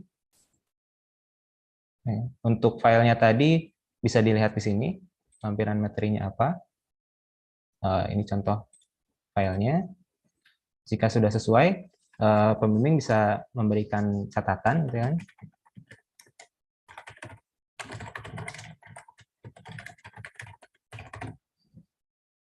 Nah, kemudian kalau misalnya ada file juga yang harus dikasih oleh pembimbing, bisa disimpan. Tapi ini opsional, nggak harus gitu ya. Nggak harus dikasih lampiran dari pembimbing, nggak juga nggak apa-apa. Kemudian diklik sesuai, dimasukkan. Nah, statusnya berubah menjadi sesuai. Saat kita lihat di akun mahasiswa lagi, kita kembali ke akun mahasiswa ini tadi. Nah, ini statusnya menjadi sesuai. Begitupun dengan pembimbing lainnya. Misal ini dengan pembimbing pendamping, buat catatan.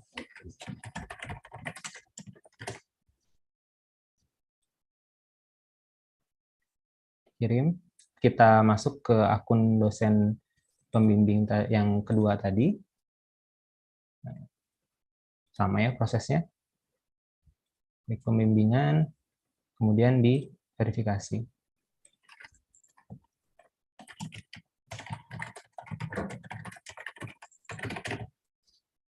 Kemudian jika sudah sesuai, diklik sesuai.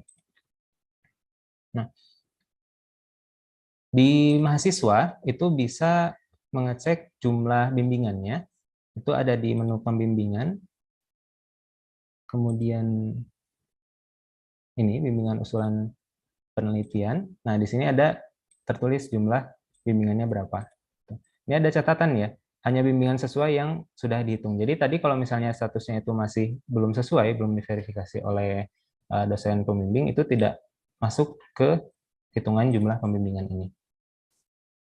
Nah, kemudian kalau proses bimbingannya itu sudah selesai, pembimbing utama itu bisa menyelesaikan bimbingannya gitu. Jadi kita kembali lagi ke akun pembimbing utamanya. Nah, yang ini. Nah, misal proses bimbingannya udah selesai, sudah ada minimal 8.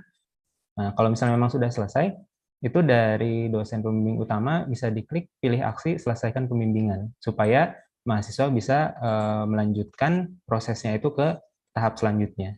Jadi kalau misalnya tidak diselesaikan, itu di mahasiswa, di akun mahasiswa, dia tidak bisa daftar untuk proses selanjutnya. Nah, di sini ada persyaratan lulus tahapan bimbingan usulan penelitian. Ini belum lulus.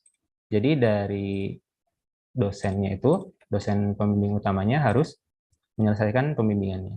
Kalau udah selesai, ya selesaikan. Nah, status pembimbingan telah diubah menjadi selesai. Saat kita lihat di mahasiswa, di halaman berandanya, nah ini statusnya menjadi hijau dan selesai. Kemudian selanjutnya, kalau misalnya dalam pembimbingan itu ada penilaian, penilaian itu bisa dilakukan belakangan. Jadi statusnya bisa diselesaikan dulu, kemudian penilaiannya dilakukan belakangan.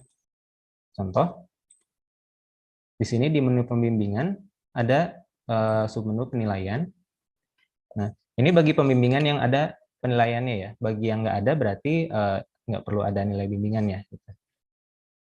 Untuk penilaian bimbingan, diklik di pembimbingan, penilaian. Nah, ini nanti ada daftar bimbingan yang belum dikasih nilai. Ini diklik nilai bimbingan. Kemudian ini indikator penilaiannya apa? Bisa diisi nilainya berapa. Nah, seperti itu. Ini kalau misalnya ada komentar atau saran secara keseluruhan dari pembimbingan yang telah dilaksanakan. Simpan. Ya. Nah, begitu juga dengan dosen yang pembimbing kedua tadi. Sama penilaian. Nah, di sini juga nilai bimbingan.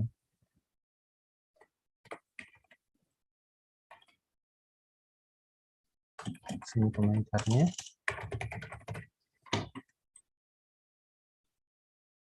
Disimpan. Nah, saat sudah nilainya disimpan, itu mahasiswa bisa melihat penilaiannya itu di menu penilaian bimbingan usulan penelitian. Nah, ini nanti muncul nilai dari masing-masing pembimbing yang tadi. Ini pembimbing pendampingnya, ini nilainya. Nah, itu artinya mahasiswa telah menyelesaikan satu tahapan dari rangkaian tahapan tugas akhir ini. Setelah selesai tahapan pertama, kita saat ini coba untuk melakukan pendaftaran untuk seminar usulan penelitian. Jadi yang ini tuh sifatnya pembimbingan, ini juga pembimbingan, sedangkan yang ini sifatnya itu pengujian ya, seminar usulan penelitian, sidang komprehensif, dan sidang skripsi. Ada sedikit perbedaan antara yang jenisnya pembimbingan dan juga pengujian. Nah, untuk yang ini kita coba klik daftar. Nah, di sini untuk mendaftar seminar usulan penelitian itu sudah diatur ya, diatur persyaratannya itu apa saja. Nah, persyaratan apa saja yang sudah diatur itu muncul di sini.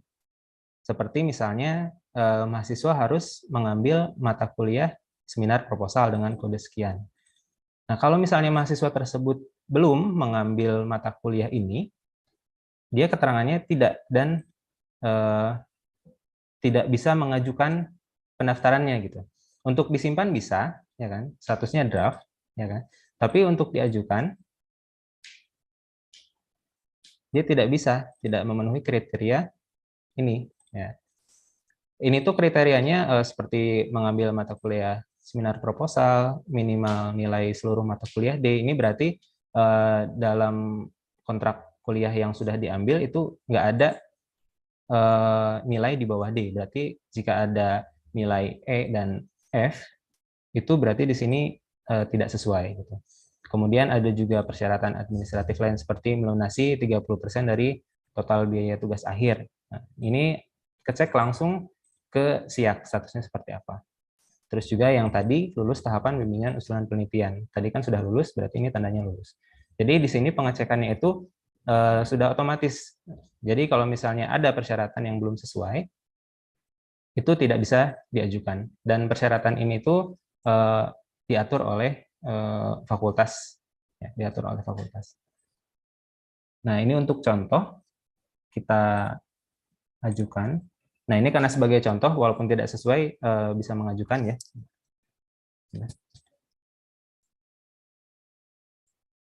Nah, sudah diajukan. Nah, ini karena sebagai contoh aja gitu. Kalau nanti dalam kenyataannya, kalau misalnya ada yang masih merah ini, itu tidak akan bisa diajukan. Nah, untuk proses seminar usulan penelitian, setelah diajukan, statusnya itu menunggu verifikasi. Ini sama, nanti akan diverifikasi pendaftarannya dan juga persyaratannya itu oleh fakultas. Sebelumnya saya sempat agak terlewat. Oh ya. Selain persyaratan yang ada di sini, juga nanti akan ada persyaratan yang harus diupload gitu ya. Yang harus diupload itu nanti munculnya di sebelah sini. Mahasiswa bisa mengupload syarat-syarat seperti misalnya sertifikat BTQ dan lain sebagainya. Kemudian kita tunggu verifikasi dari fakultasnya dulu. Nah, statusnya sudah menunggu jadwal. Ini mahasiswa bisa melihat statusnya di mana. Gitu ya.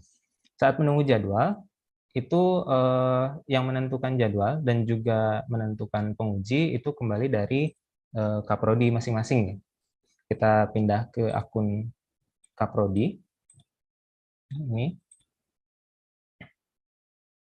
Nah, di sini ada seminar usulan penelitian yang menunggu prosesnya satu, bisa diklik. Nah, ini pendaftarannya.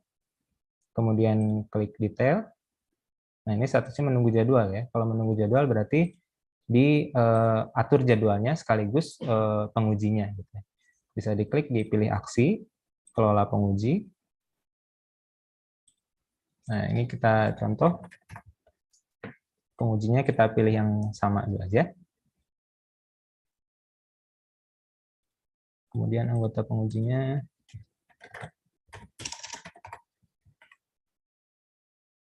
simpan. Nah, Jika sudah diatur pengujinya siapa, kemudian diatur jadwalnya, kapan tanggal pengujiannya, waktunya kapan, dan lokasinya di mana. Misal, simpan jadwal. Nah, sudah selesai ya. Kita lihat di akun mahasiswanya, statusnya menunggu SK. Nanti fakultas akan merekap semua data yang diajukan sama Kaprodi. Ya. Jadi pendaftarannya siapa aja, kemudian daftar pengujinya siapa dan jadwalnya kapan, nanti akan diterbitkan SK oleh fakultas. Nah, saat sudah diterbitkan SK, itu SK-nya bisa dilihat di sini. Nah, SK pengujian ini contoh filenya aja, gitu ya. Nah, kalau udah di sini berarti mahasiswa tinggal menunggu jadwalnya. Ini jadwalnya ada di sebelah sini, tanggalnya kapan, kemudian waktunya, dan juga lokasinya. Selain di sini juga bisa dilihat di halaman beranda mahasiswanya. Nah, saat sudah dijadwalkan, itu muncul tanggal pengujiannya, waktu pengujiannya, dan juga lokasi pengujiannya. Jadi selain tadi yang di detail pendaftaran, saat mahasiswa baru masuk ke sistem ini, masuk ke beranda, itu sudah ada jadwalnya di sini. Nah, kalau sudah begini, mahasiswa tinggal mempersiapkan untuk pengujiannya. Kemudian kita pindah ke akun dosen lagi.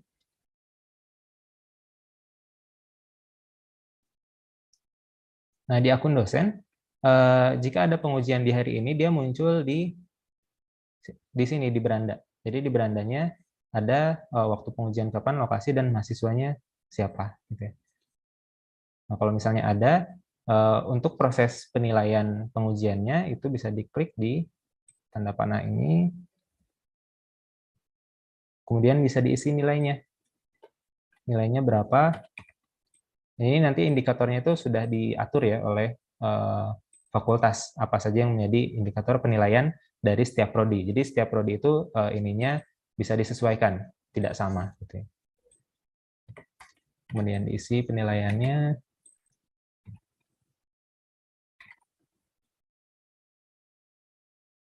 Simpan. Hasil keputusan sidangnya apa?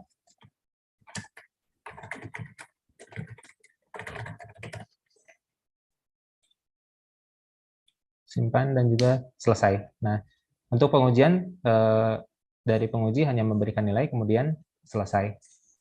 Begitu juga dengan penguji yang lainnya. Ini untuk penguji yang kedua ya.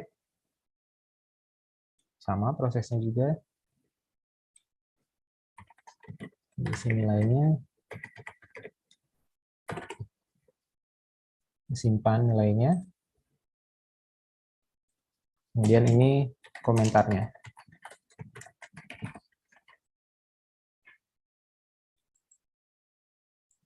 Nah, setelah selesai, kita bisa lihat di akun mahasiswanya. Kita lihat di beranda. Nah, ini proses seminar usulan penelitiannya udah selesai dengan statusnya lulus. Untuk lihat nilainya berapa juga ada di sini, menu penilaian. Kemudian klik menu penilaiannya apa.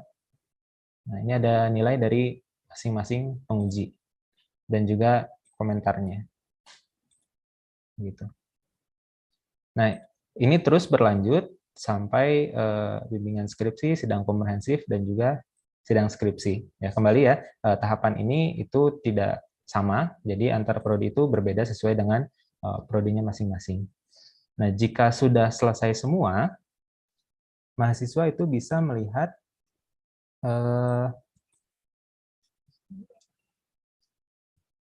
hasil nilai akhirnya.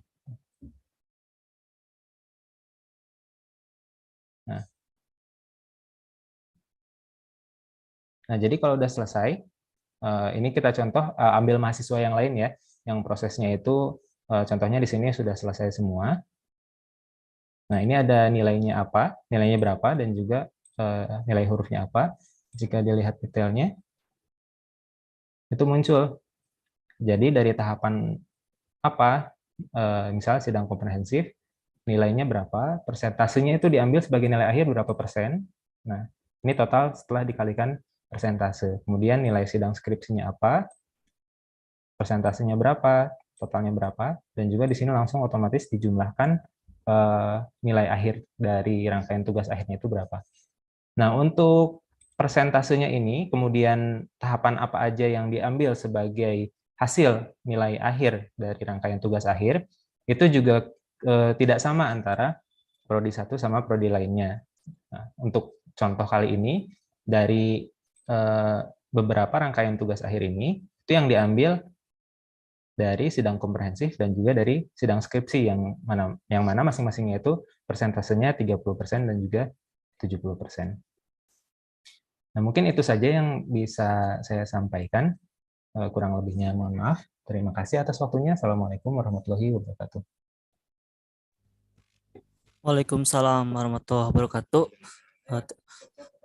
Terima kasih kepada Pak Azhar yang telah menyampaikan materinya, pemaparan sistemnya. Nah, untuk sesi berikutnya itu sesi diskusi dan tanya jawab.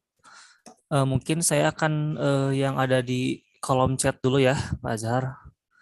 Yang pertama udah dijawab oleh Pak Ruswan. Yang terakhir palingnya langsung yang Pak Agung izin mengajukan pertanyaan. Yang pertama, di Prodi TI sebelumnya sudah pakai sistem skripsi, apakah jika nanti pakai tugas akhir ini data-data yang di sistem sebelumnya bisa dimigrasi?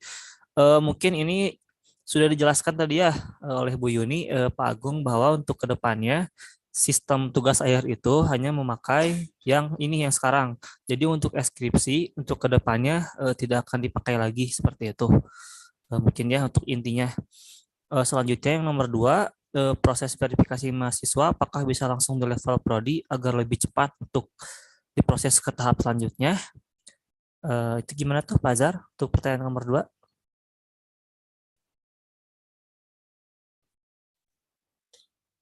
Ya, untuk pertanyaan nomor 2 itu proses verifikasi mahasiswa. Saat ini itu dilakukan di fakultas ya, belum bisa dilakukan di prodi karena administrasi dari tugas akhir itu memang ada di fakultas gitu. Jadi untuk sistem ini memang mengharuskan verifikasinya itu ada di fakultas dan tidak bisa di prodi gitu. Mungkin ini ya jawaban yang lebih tepatnya untuk nomor 1, Pak Azhar. Saya agak-agak tadi kurang ini. Nah, ini apakah data yang di skripsi bisa dimigrasi ke tugas akhir? Nah, itu kalau untuk secara sistem, tadi untuk secara kebijakan kan memang nggak dipakai lagi. Nah, tapi untuk datanya apakah bisa dimigrasi dari skripsi ke tugas akhir? Kira-kira gimana Pak Azhar? Nah, untuk data yang sebelumnya sudah ada dari sistem yang TI punya gitu ya, mungkin nanti bisa dibicarakan lebih lanjut ya untuk struktur datanya seperti apa. Nanti juga bisa dibahas apakah itu memang bisa dimigrasi ke sistem ini atau enggak. Karena kita juga perlu melihat datanya yang di TI itu udah seperti apa gitu. Apakah memungkinkan untuk dimigrasi ke sini. Mungkin jawaban saat ini itu dulu. Oke, siap Pak Azhar. Berarti ini harus lebih lanjut lagi ya pembahasannya di luar forum ini karena mungkin Ya, betul. lebih spesifik harus Lebih dicek spesifik dulu. ke teknisnya. Baik. Oke, terima kasih Pak Azhar. Untuk Bapak Ibu dosen yang lain mungkin ada yang bertanya lagi? Apa sudah cukup ya? Sudah cukup. Mungkin ini pertanyaan dari saya Pak Azhar. Apakah kedepannya bakal dibuatkan semacam panduan gitu untuk fakultas, prodi, mahasiswa, panduan pemakaian seperti LMS gitu?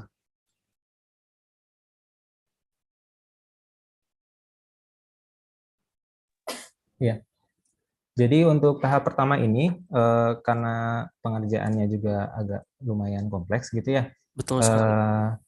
Sepertinya untuk panduan itu kita akan mengutamakan untuk yang mahasiswa terlebih dahulu ya. Karena kan yang mahasiswa yang utamanya dan juga yang banyak.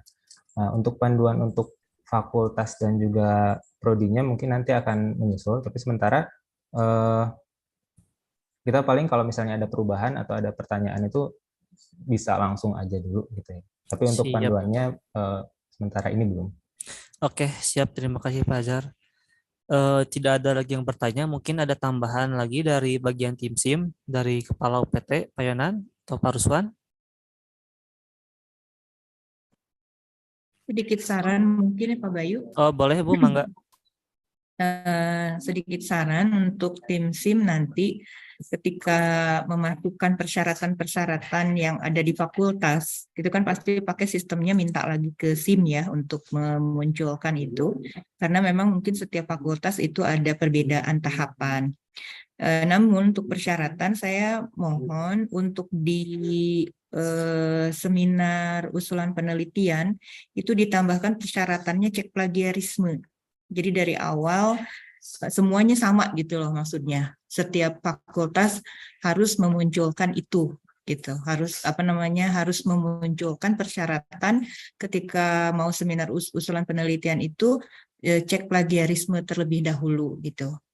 Jadi itu wajib untuk semuanya gitu maksud saya. Sehingga nanti ketika tim IT diminta untuk memunculkan tahapan-tahapan dan persyaratan-persyaratan karena setiap fakultas berbeda. Tapi saya mohon untuk cek plagiarisme sepertinya mending disamakan saja gitu. Itu aja. Terima kasih. Baik, terima kasih Bu Emma atas sarannya. Mungkin bisa ditanggapi oleh akademik apa oleh SIMEN?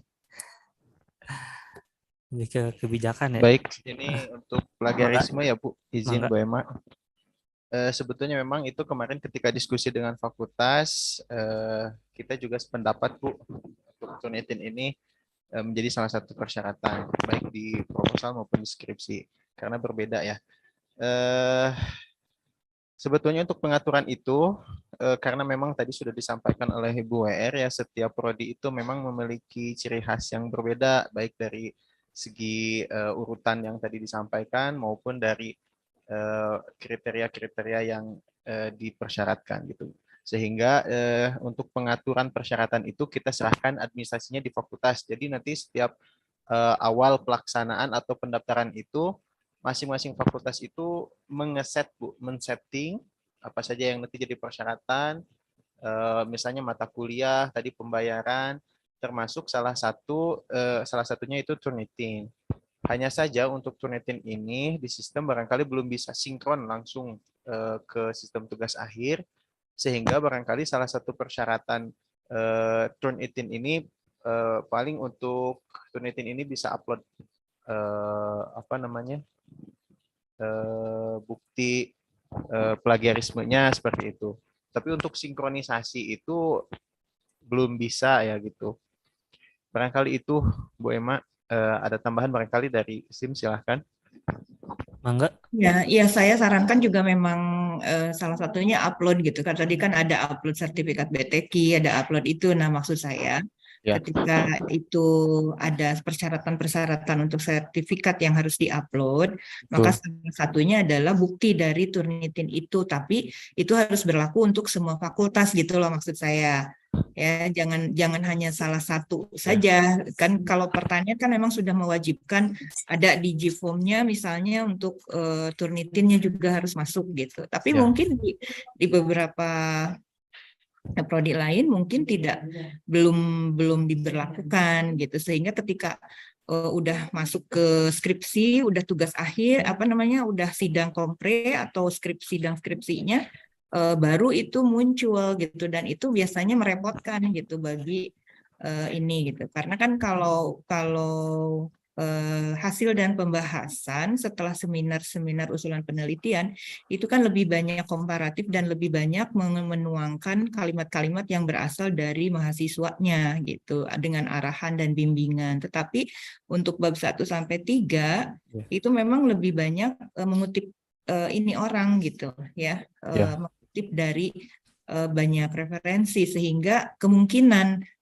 untuk tingginya plagiarisme di atas 30% itu justru berasal dari bab 1 sampai bab 3 gitu. Ya, baik Bu. Memang sudah difasilitasi untuk Turnitin itu upload bukti plagiarismenya Bu.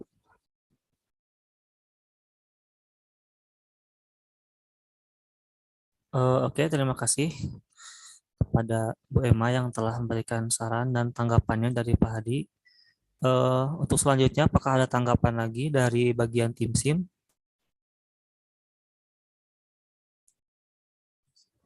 Ya, untuk tentang plagiarisme tadi, secara sistem sih sudah bisa gitu ya, bisa diterapkan gitu untuk semua prodi harus mengupload bukti dari plagiarisme tadi ya. Cuman untuk diterapkan ke sistem enggaknya, itu sesuai dari kebijakan masing-masing sih. Kalau secara sistem itu tinggal di set aja, berarti setiap prodinya untuk tahapan awalnya itu harus mengupload bukti plagiarisme tadi gitu. Jadi secara sistem sudah bisa gitu ya kan. Tinggal di set lagi aja oleh masing-masing fakultasnya. Oke, terima kasih Pak Azhar. Untuk sekedar pemberitahuan untuk acara hari ini nanti ada ya di YouTube Akademik. Kalau misalkan Bapak Ibu dosen mau melihat tahap-tahap sistem tadi yang udah dipresentasikan oleh Pak Azhar dan juga mungkin pemaparan materi dari Bu R. Jadi nanti bisa lihat di YouTube Akademik. Oke, karena tidak ada pertanyaan lagi, apakah ada tambahan lagi mungkin dari Bu R atau dari Pak Hadi? Mangga, Bu, Pak. Ya, tadi sudah disampaikan mengenai teknis dan mudah-mudahan bisa membantu di dalam pertama mempermudah kerja ya dan komunikasi via online. Kita juga mereduksi sejumlah kesulitan pertemuan antara mahasiswa dengan dosen pembimbing. Juga nanti ke depannya ini akan diarahkan supaya memudahkan bagi ketua prodi atau dekan termasuk di tingkat universitas memonef pelaksanaan tugas akhir ini. Tadi yang disampaikan untuk untuk step-step yang tadi bisa dilihat di YouTube mungkin bisa dipotong ya sedikit khusus untuk tutorial, mungkin dipotong dari video ya. Jadi ada tidak keseluruhan sekian jam gitu, tapi ada yang Siap. khusus untuk ininya mungkin bisa ya. Baik, Bu, siap. Bisa, Bu. Diringkaskan lagi supaya bagi dosen yang berhalangan untuk bergabung di Zoom ini bisa memperoleh itu gitu ya. Jadi nanti ada materi full, ada yang khusus tutorial, kemudian juga nanti sekaligus materi dari saya mungkin minggu depan ya, tidak langsung hari ini. Karena ada hal yang perlu diperbaiki tadi, masukan-masukan yang ada itu untuk perbaikan kalimat dan sebagainya gitu. Itu saja Baik, Bu. mungkin tambahan dari saya. Terima kasih. Baik, Bu, terima kasih atas tambahannya. Mungkin karena sudah cukup ya, kita cukupkan kegiatan hari ini dengan lafaz hamdalah bersama-sama. Alhamdulillahirobbilalamin. Ya, terima kasih kepada tim bagian SIM yang telah memaparkan dan juga kepada Bu R yang telah mensosialisasikan pedoman tugas akhir. Untuk itu acara ini saya tutup. Mohon maaf apabila ada kesalahan. Assalamualaikum warahmatullahi wabarakatuh. Waalaikumsalam Waalaikumsalam. warahmatullahi wabarakatuh.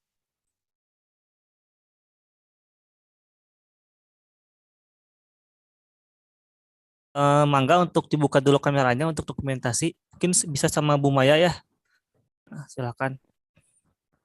Untuk dipandu sama Bu Maya. Ya, silakan di on cam untuk dokumentasi. Silakan aba-aba dari Bu Maya. 1, 2, 3.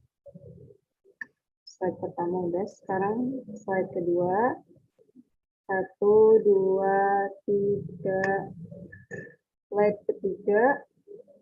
1, 2, 3. Oke, dah. Oke, terima kasih Bapak Ibu sekalian. Izin saya tutup ya untuk Zoom-nya.